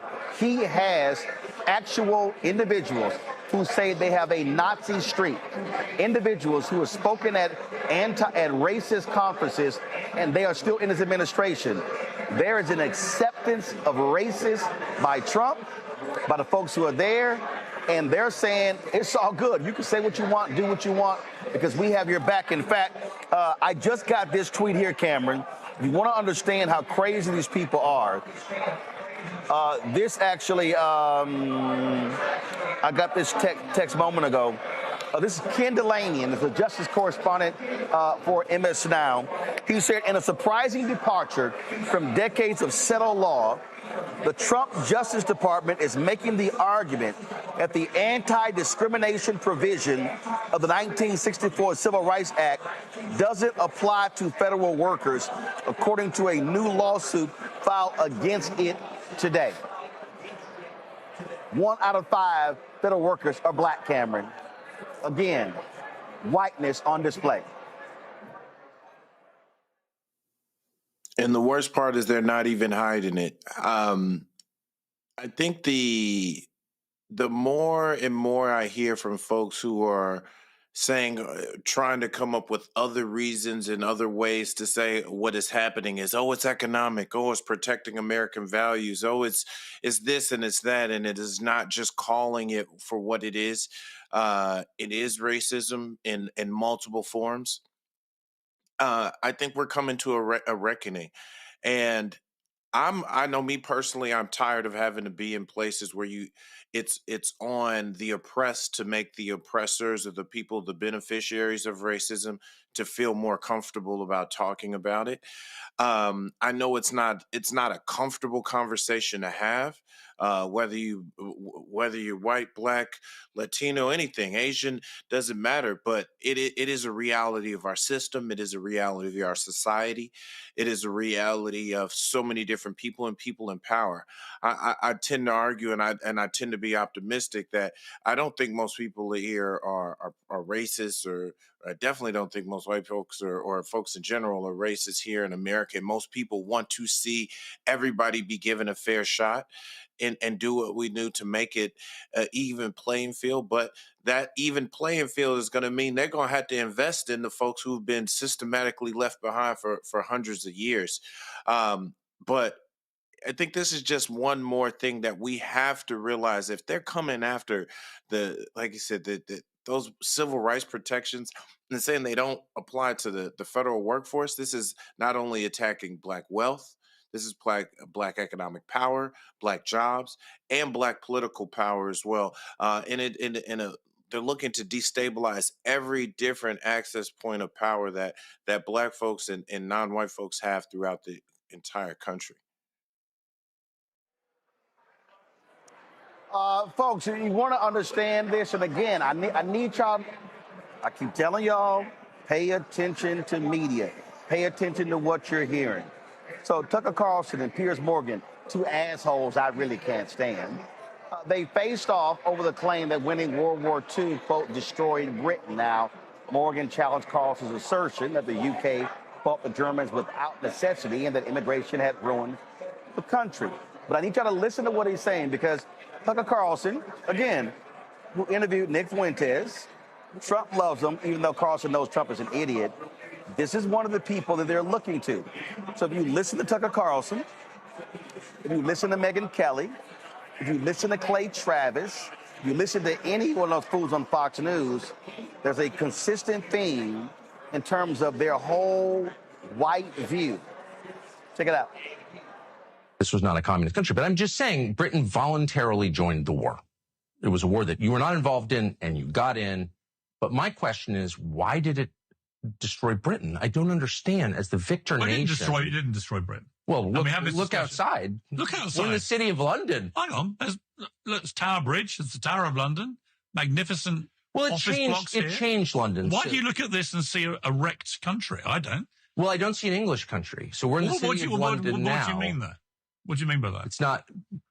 Well, people whose ancestors built Stonehenge are not here anymore. So the city of London is 36% white, and that's happened in the last, 40 years. But England is about 70% white. England. Yes. Okay. Well, it was 99% in 1945. Okay, so we've evolved. But you're on the way to becoming the minority in the country. So no one wants to say that. I think you can get arrested for saying that here. Well, no, that's not white supremacy. This is the indigenous population of the country. Well, it's a statistical fact that I think by 2100, we will be a minority white country. 2063 as of today. Well, I've read a bit later. But these are dynamic numbers, so they change. Yeah, but here's my question for you. So what?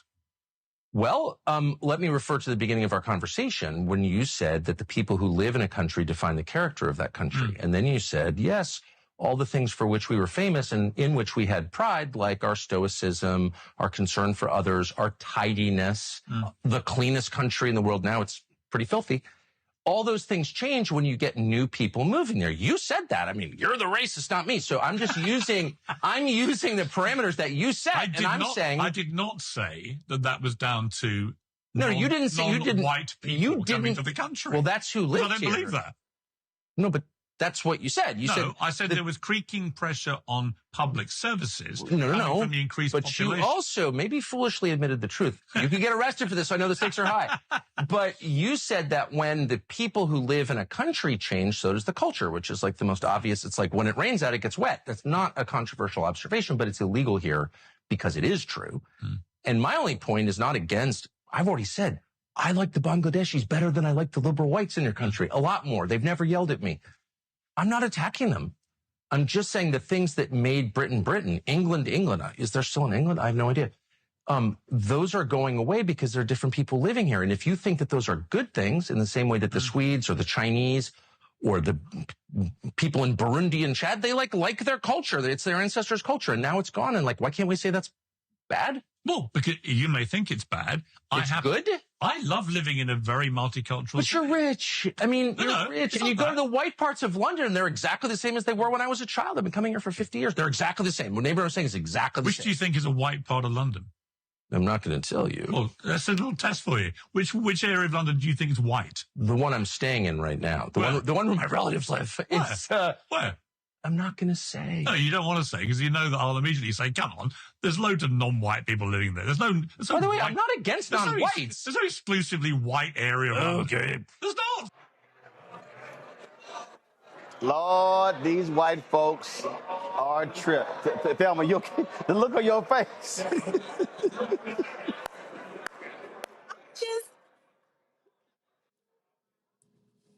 Really?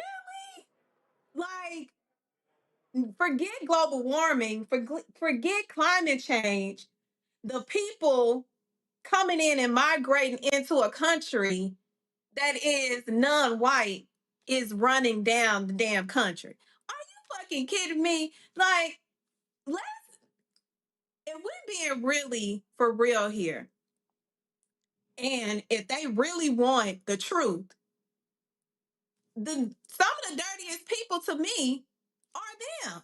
They don't bath. They don't wash their damn hair. They don't wash their damn hands when they go in the damn bathroom, which is very disgusting. They don't know how to fucking clean. That's why they hire people to come clean for them because they go out and they fuck everything up. They are known as the fuck ups. If it was not for immigrants, they would perish. So for him to sit in his white privilege to try to reduce and say immigrants are and cultures are the reason that a country is dirty, sir, I'm looking at a piece of dirt right in front of me talk about other people being dirty. These white people have the fucking audacity. I would not eat from a closed can if it came from them without fucking inspecting it because they don't have proper fucking hygiene for one. But you want to talk about other people, other immigrants, and people from other cultures? Oh, hell no. Cameron? I'm not sure. I don't know how to follow that. But when I saw that, it just is remarkable that these kind of conversations, and Tucker Carlson is just saying that like right into a mic. I was like, does he realize the cameras are on? And I know he can probably speak that freely because he's in England and he's trying to make that false equivalency to that. And here's the time where I wouldn't think I'm over here. I couldn't have told you the day where I'd be avidly defending Piers Morgan's position on this, but for at least him to offer some level of saneness to the conversation, to understand that the diversity that has come to London and that has come to England and the United Kingdom has been a net good thing. But I think this just further points to understanding that like there are folks who have this belief. There are folks who are following the Tucker Carlsons and the Megyn Kellys of the world in hearing both their overt and subversive rhetoric.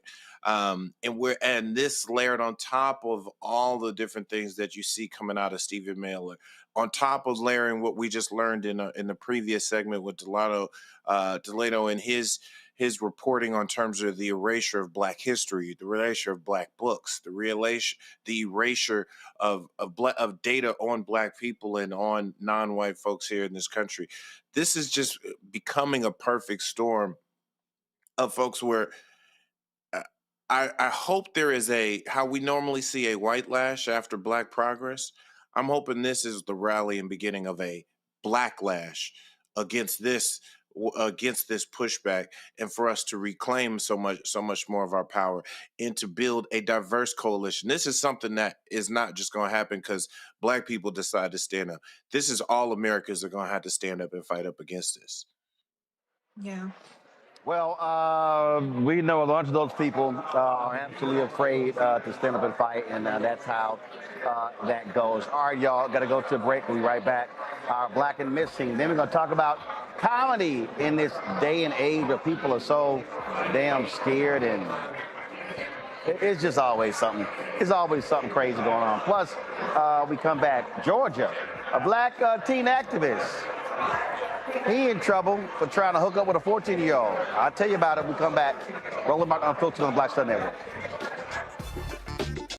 This week on the other side of change. Book bans, anti-intellectualism, and Trump's continued war on wisdom. This is a coordinated backlash to progress. At the end of the day, conservatives realized that they couldn't win a debate on facts. They started using our language against us, right? Remember when we were all woke and the woke movement and all that kind of stuff? Now everything is anti-woke, right? When we were talking about including diversity, equity, inclusion, and higher education, now it's anti-DEI. All this are efforts to suppress the truth because truth empowers people. You're watching The Other Side of Change, only on the Black Star Network. Next on the Black Table with me, Greg Carson. Our legal roundtable is back in session as we look at yet another potential landmark case being considered by the United States Supreme Court. This one is called 303 Creative versus Alennis, and may be the most important and far-reaching First Amendment, that is freedom of speech, case of our time. It could, depending on how the court rules, open the door for a return of Jim Crow segregation laws. It's true. If you say we can discriminate against one, you're saying we can discriminate against all. That's on the next Black Table. Don't miss it. Right here on the Black Star Network. Hey, this is Motown recording artist Kim. You are watching Roland Martin Unfiltered. That boy, he always unfiltered though. I ain't never known him to be filtered. Is there another way to experience Roland Martin than to be unfiltered? Of course he's unfiltered. Would you expect anything less? Watch what happens next.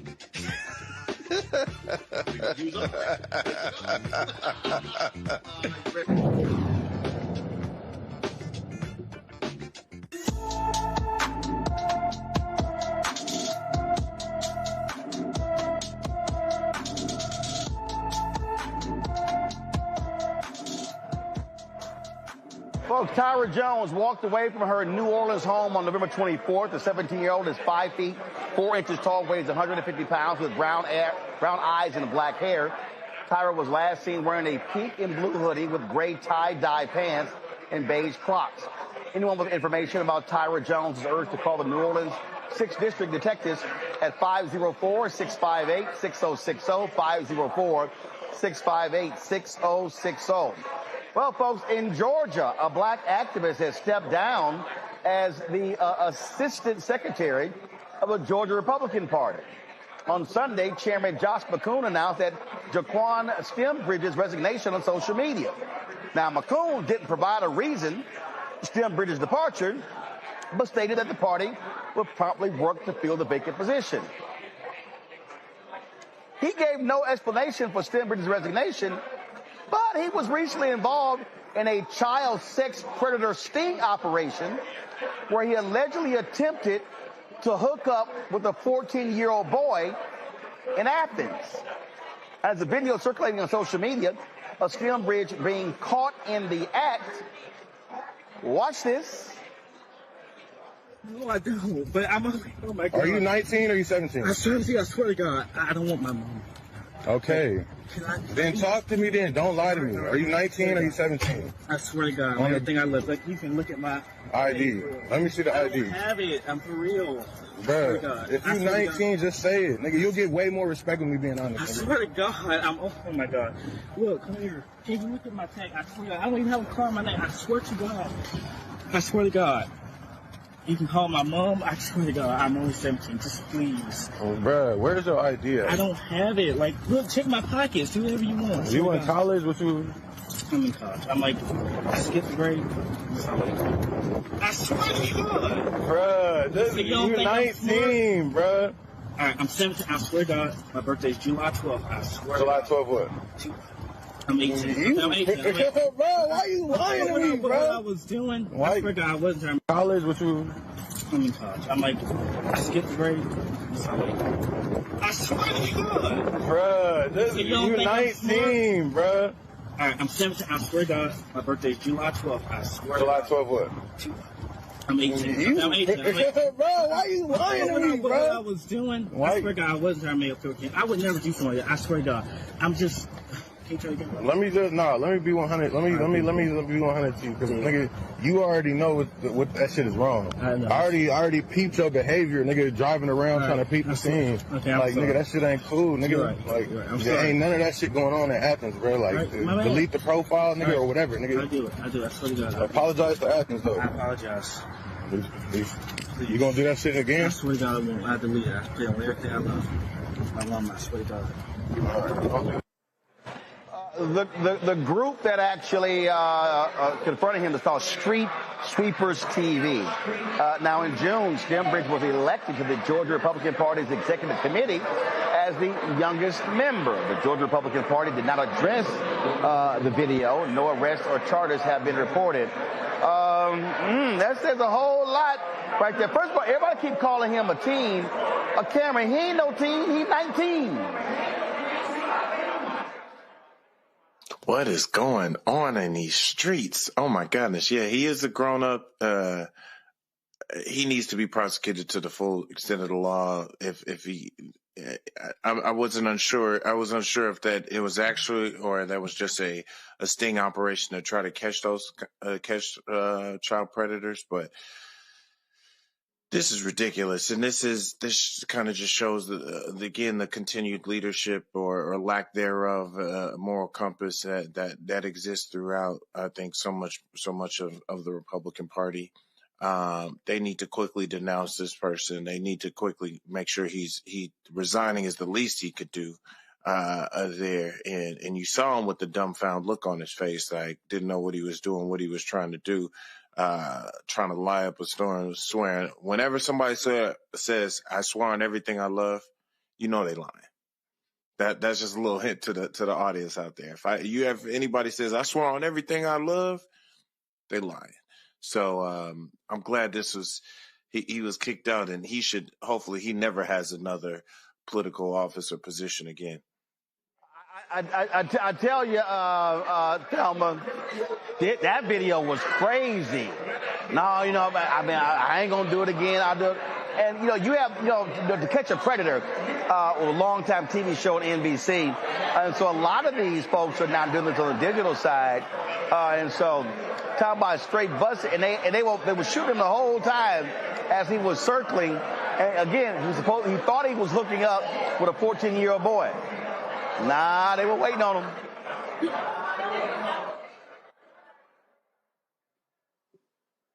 Listen, as a former prosecutor, this kind of case is a case that you want to have.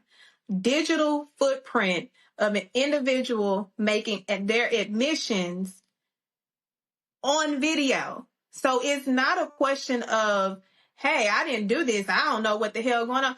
Literally, he put him on a pedestal and hung him out to fucking dry.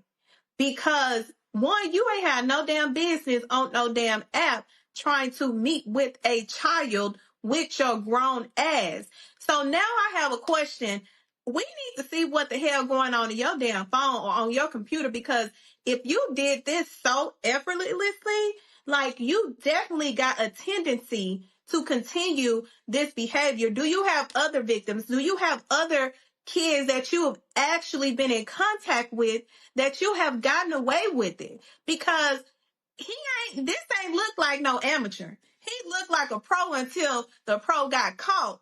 And now it's, oh, I'm 17. Lie. Oh no, I'm 18. Another lie. You are a grown ass man that got caught. And now we need to figure out who the hell are you and what the hell you're doing. And this is one of the things about the Republican Party. Even in their craziness, we are seeing so much of their fucking skeletons in this particular manner, the predators of the world coming out. And they're coming out in the fucking masses. And these people that think that just because you are black, that you are going to be, you're not going to have the same accountability because you are a part of the Republican Party. No, they are going to leave your ass out to dry. Rightfully so. But, sir, how many victims do you got? Because you out here willy-nilly going in this damn neighborhood, driving around to meet a child. No, he got to be investigated. I absolutely agree. Hey, folks, the Federal Appeals Court has ruled that Alina Habba, former personal attorney to Donald Trump, has been serving unlawfully as a U.S. attorney for New Jersey. The three-judge panel of the Third Circuit agreed with the lower court's decision that the administration violated the Constitution when appointing Habba. The Constitution mandates that U.S. attorneys must be formally appointed by the president and confirmed by the Senate. The judges went further, warning that under the administration's interpretation, Habba could remain in that role indefinitely without ever being confirmed, effectively undermining the constitutional appointment process. This decision comes just days after another federal judge dismissed indictments against former FBI Director James Comey and New York Attorney General Letitia James. Those cases were brought by Lindsay Halligan, who was also ruled to be serving unlawfully as an interim U.S. attorney. As of now, it is unclear who will take over the New Jersey office. The Justice Department has options if it requests a review of the ruling by the full Third Circuit, take the matter directly to the U.S. Supreme Court. All right, folks, as we come back, let's talk about comedy in these interesting political times. We'll discuss that next. Plus, we'll jump back into the room here at the Hope Global Forum in 2025 here in Atlanta. You're watching Roland Martin Unfiltered on the Black Star Network.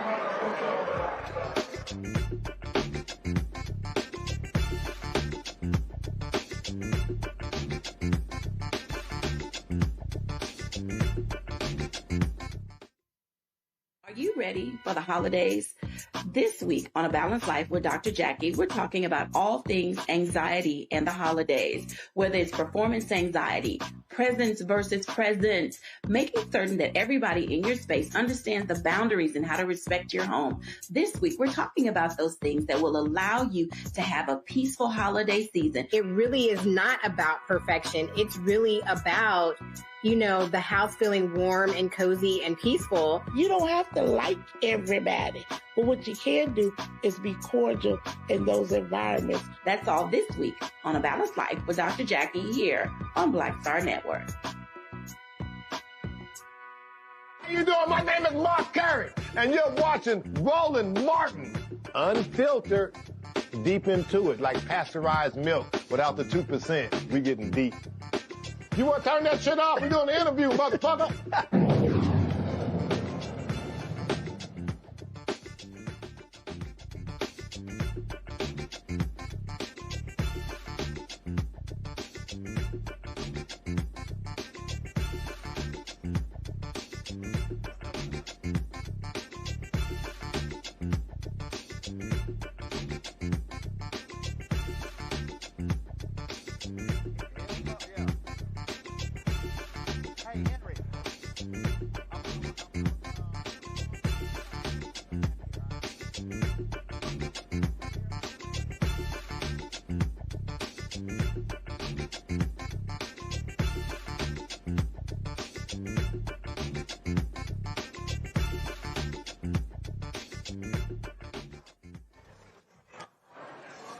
Folks, we're here at Hope Global Forum 2025. Lots of things that are going on. This is the opening night. Let's go live into the main ballroom. Let's hear what they're saying on the main stage. And that is what this is all about. It really is. And so what the modern day manifestation of the legacy of the work that we've done is the Student Managed Investment Fund. The students will call it SMIF. And the Student Managed Investment Fund, the university, this past year invested $1 million to allow us to actually invest real money. These students have been doing a phenomenal job. Dean, I don't think they heard you. How much was the investment that Clark Atlanta University made? $1 million. Walking the talk. Yes. So the university entrusted us with $1 million. And we have entrusted our students with actually investing these funds. To date, they have surpassed the markets. They will tell you their story accordingly. So this ties into one of our key areas of uplift, which is, again, the uplifting of communities. Every day, our students like Camara and Cheyenne live this. And this is why we are here to have a conversation with you and tell you what incredible work these young people are doing. Awesome, awesome. All right, Camara. So why don't you first share with the audience what interests you to be a part of the Student Investment Fund, and what impact has it had on your life being a part of the program? Yeah, absolutely. So, the first thing that I want to point out, of course, that this fund is $1 million, and it's $1 million real dollars. It's the first of its kind within the Atlanta University Center, so the conglomerate of schools of Clark Atlanta University. All right, folks, we have a separate live stream going of what's happening there. We're going to be restreaming the whole conversation on the main stage as well. But let's talk comedy. So y'all know I love comedy. And so we're living in a whole different age now. It's not just what's happening on stages. It's not just stand-up. It's also what people are doing on social media as well. So there's a sister I've been following for quite some time. Absolutely keep me cracking up laughing on social media. Here is one of the videos that she posted.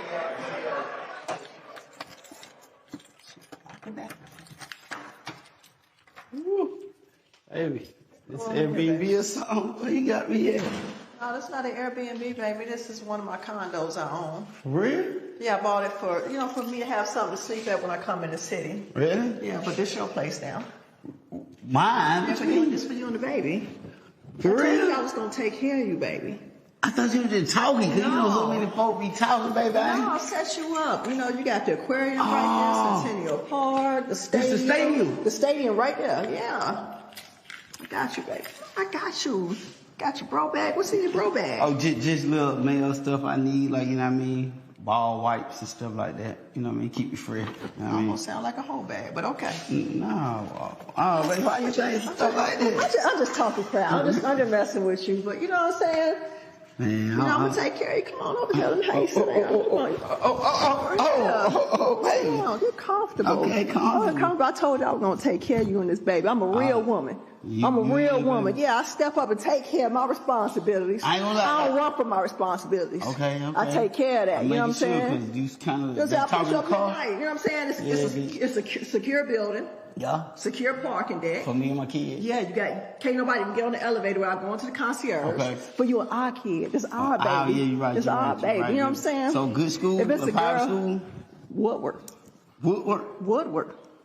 Baby, right. Crying, that's over $30,000 a year right there. I got you. You not playing. You coming strong with it. I already got the baby. Listen, I already got the baby on the waiting list of creme de la creme. Okay. Yeah, so. All right, folks, we're joined here by Janae Summers. What's happening? Hey, how you doing? So let's talk. Let's talk about how comedy has changed. And the point I'm making. So you look at how social media is now being used. You talk about these skits. Country Wayne has been doing crazy as well. And so people are now looking at comedy just totally different.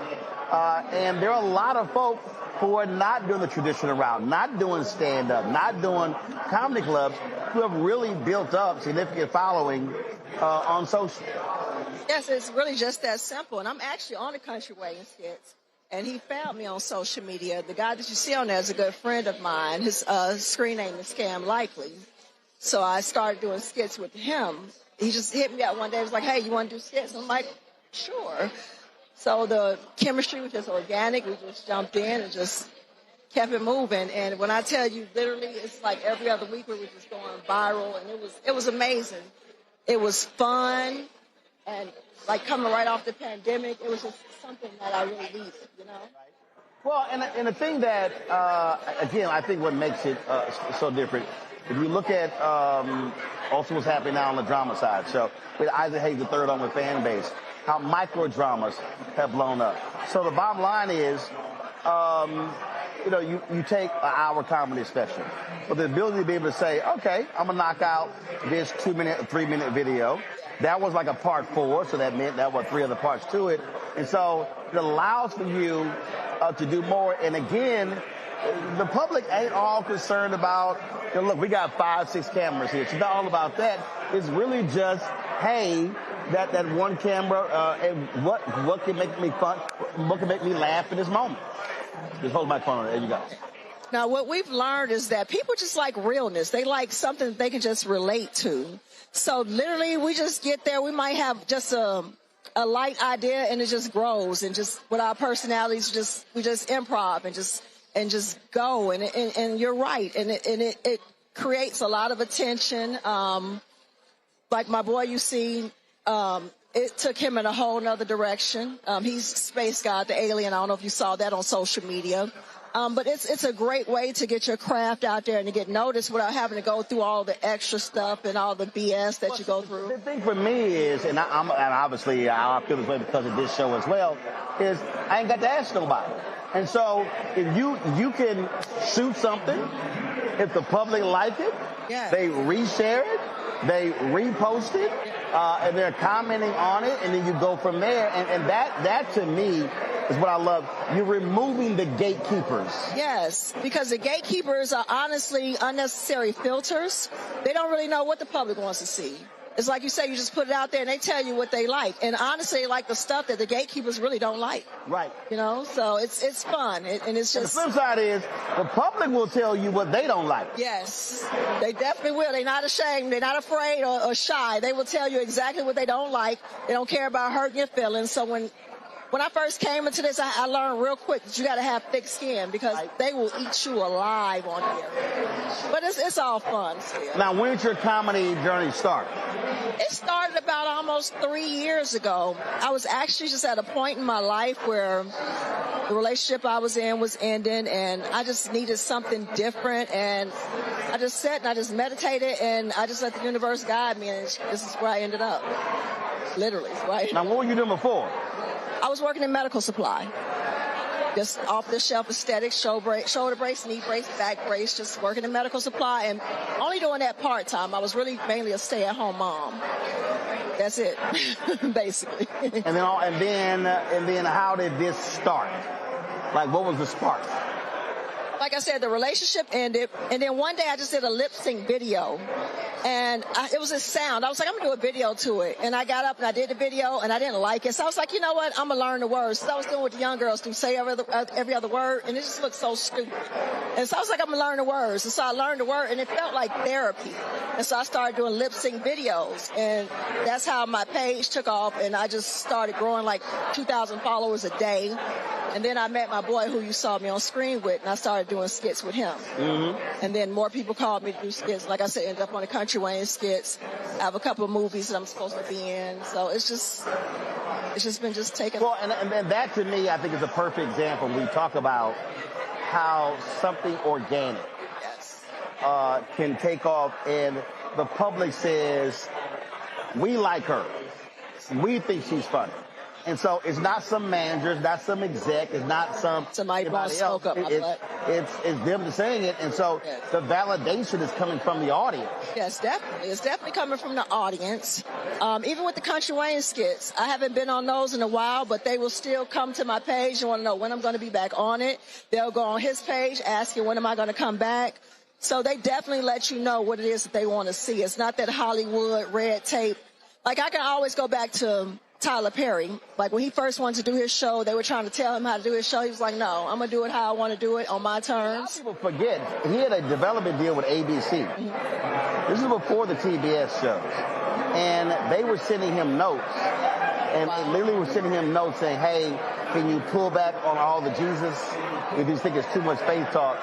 And he bounced. Yeah. He was like, yo, I like, you tell him that. So he bounced. Because he's an actual creator. He's a producer. He's not just an actor. He creates his own craft. You can't tell somebody how to do their craft.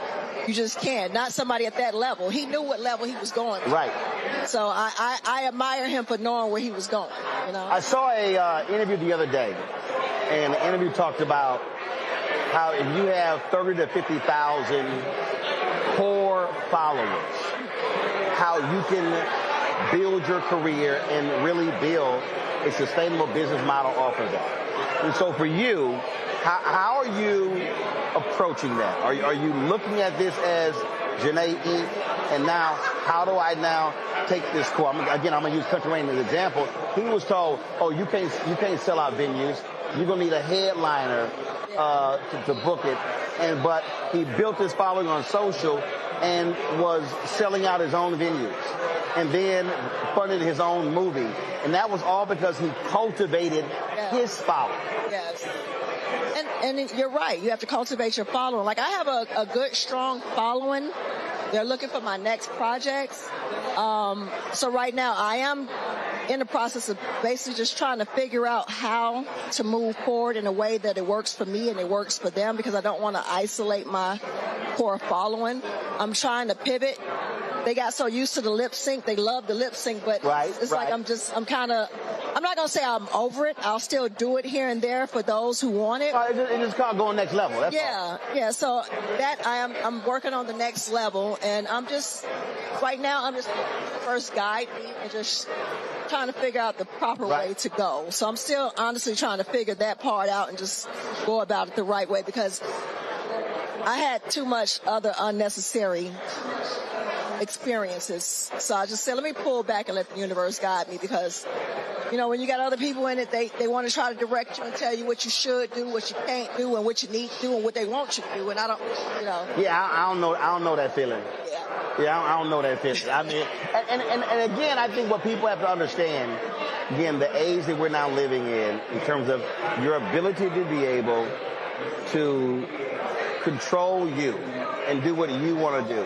And when you know that it's the right thing, when you know, then you say, you know what, I'm moving forward. I'm not sweating y'all. I ain't worried about y'all. That, to me, I think, is how people have to be approaching this. And what social now does, this is the first time, really, where creatives have a direct relationship with their fan base. So there are no middlemen, nobody's getting in the way. This is not where, well, if they wrote letters, if they called. No, you can go directly to them, sell directly to them, drive your product. My man Ali Sadiq, where he said, fine, y'all don't want to give me a comedy special, Netflix, I'm going to fund my own, put it on YouTube, and then build it from there. Exactly. Now, I am working on writing my own movie, so I do plan on putting a movie on Tubi at some point. Put it on what? Tubi. Okay. Yes, so I am working on that. I'm working on the script on that right now. But there's some other platforms other than Tubi. So again... No, there are other platforms. But right now, that's the first goal. It's a whole... I just think that where we are now, it is completely... It's completely changed the game for creatives. The only difference is what creatives now have to do is they have to be not just creatives, but business people. Yes, definitely. And see, that was always a thing. Folks like, well, they handle that. No. Oh, yeah. In this creative space, you have to be a business person, because those on the outside, they rely on you not being a business person. They rely on you not knowing. They rely on your ignorance. And I've experienced that a lot with people. They want you to not know. Right.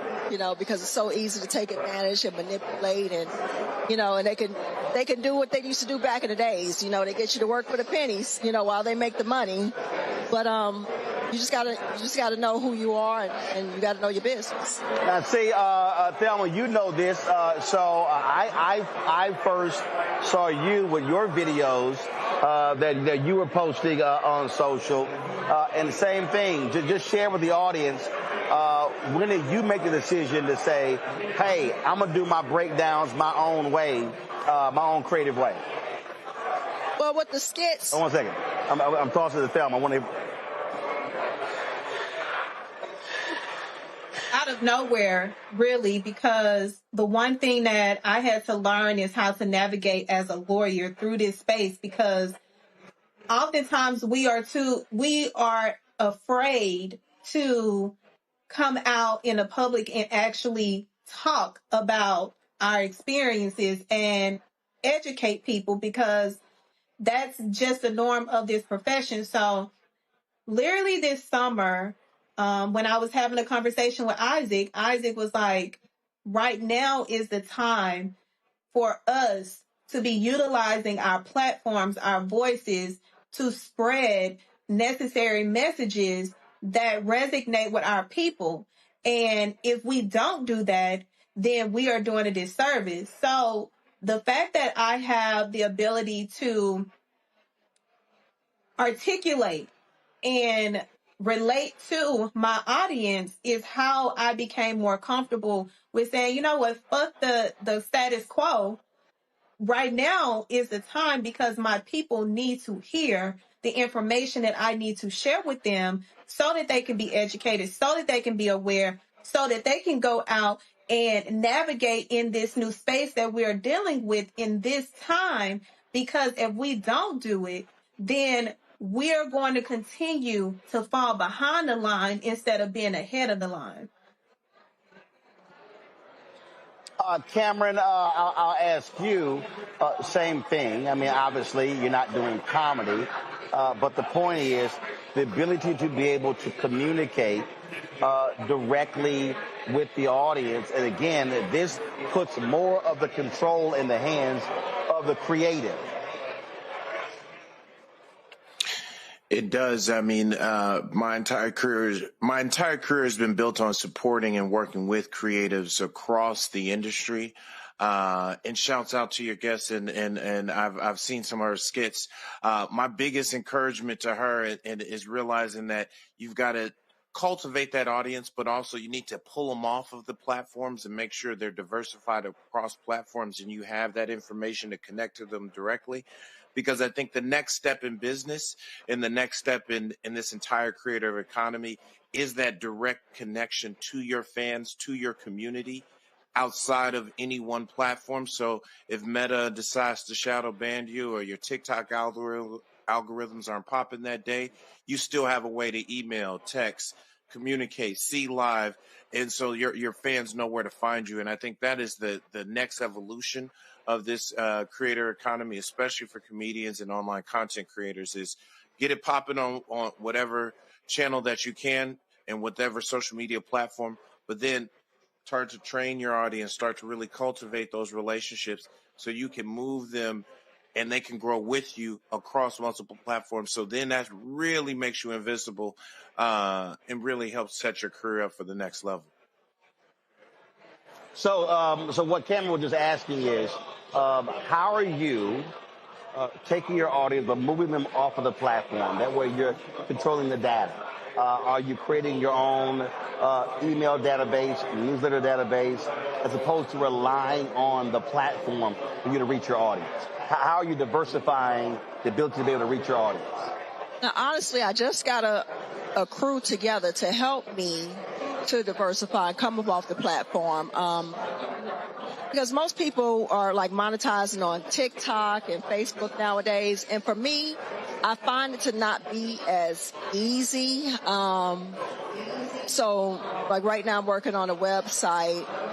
Like I said, I do have a nice core. Out of the 257,000 followers that I have on Instagram, I'm going to say about maybe a third of them are a good, solid, loyal followers. So those people, when I tell you, when I go live on any other platform, they follow me around to those platforms. So I'm working on trying to pull them from that platform. Like I said, I have a website that I'm working on. I have a team to help me pivot my image to you also establish your own product, your own merchandise, driving that to them as well? Yes, that is something I'm going to establish as well. Okay. All right, then. Well, it sounds great. Again, I really hope people understand how this game has changed. And I think the greatest thing that I'll leave it with is not waiting for someone else to tell you yes. And I think that's the biggest deal. So many people, they're waiting for someone to say, okay, now you can have a show. Now you can have a special. Now you can have this here. You don't have to wait on anybody giving you a yes or a no. You can actually tell yourself yes. It's never going to happen if you wait for somebody else. It's never going to happen. You have to do it yourself. That's it. Today we appreciate it. Thanks so much. Folks, let me thank, let's do this here. First of all, let me thank Thelma and Cameron for being on today's show. I certainly appreciate it.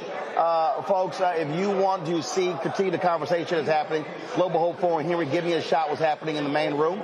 All you have to do is go to our alternate stream that we have going on. You can actually check it out. Give me a shot in the room. Give me a shot in the room. I'll talk over it. All right, so here's the deal. Tomorrow, we're going to be live at 9 a.m. tomorrow. We're live streaming what's happening there in the main room. In addition, we're going to have a series of interviews I'm doing tomorrow. We'll be airing that on tomorrow night's show as well. So lots happening here at 2025 Hope Global Forum. Glad to be back and sharing these stories with all of you. Folks, don't forget, support the work that we do by joining our Bring the Funk fan club. If you want to support our work, allows us to be able to travel around the country doing things like this here, going where the people are. If you want to give via Cash App, use the Stripe QR code. You see it right here in the bottom left-hand corner. PayPal is R. Martin Unfiltered.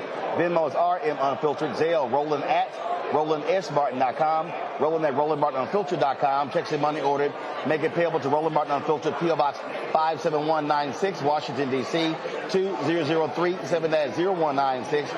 Be sure to download the Black Star Network app, Apple phone, Android phone, Apple TV, Android TV, Roku, Amazon Fire TV, Xbox One, Samsung Smart TV. Of course, also be sure to get our Black Star Network swag. You see me right here wearing the shirt. Don't blame me. I voted for the black woman. Folks have been stopping me all around today. Come on back here. Thank you. Come back here. Come back here. Come back to me. Thank you very much. Folks have been stopping me constantly about the shirt here. So I've been telling them where to get it. You want to get our Roland Martin Unfiltered Black Star Network swag, go to shopblackstarnetwork.com. You can get our hoodies, our T-shirts, crew necks, all that good stuff. Also, support the other black-owned businesses we have at shopblackstarnetwork.com. If you're looking for Christmas gifts, this is the best place to go. You're supporting black-owned companies, and so you see many of these companies at shopblackstarnetwork.com. And don't forget, download the app Fanbase, and if you want to contribute, they've raised $14 million as part of the Series A raise. $3 million left. The deadline is December 18th. We need to be talking about being investors and not just consumers. And so, download the app. For more information to invest, go to startengine.com/fanbase. Folks, that is it. As I said earlier, today is the 70th anniversary when Rosa Parks sat down on that bus in Montgomery.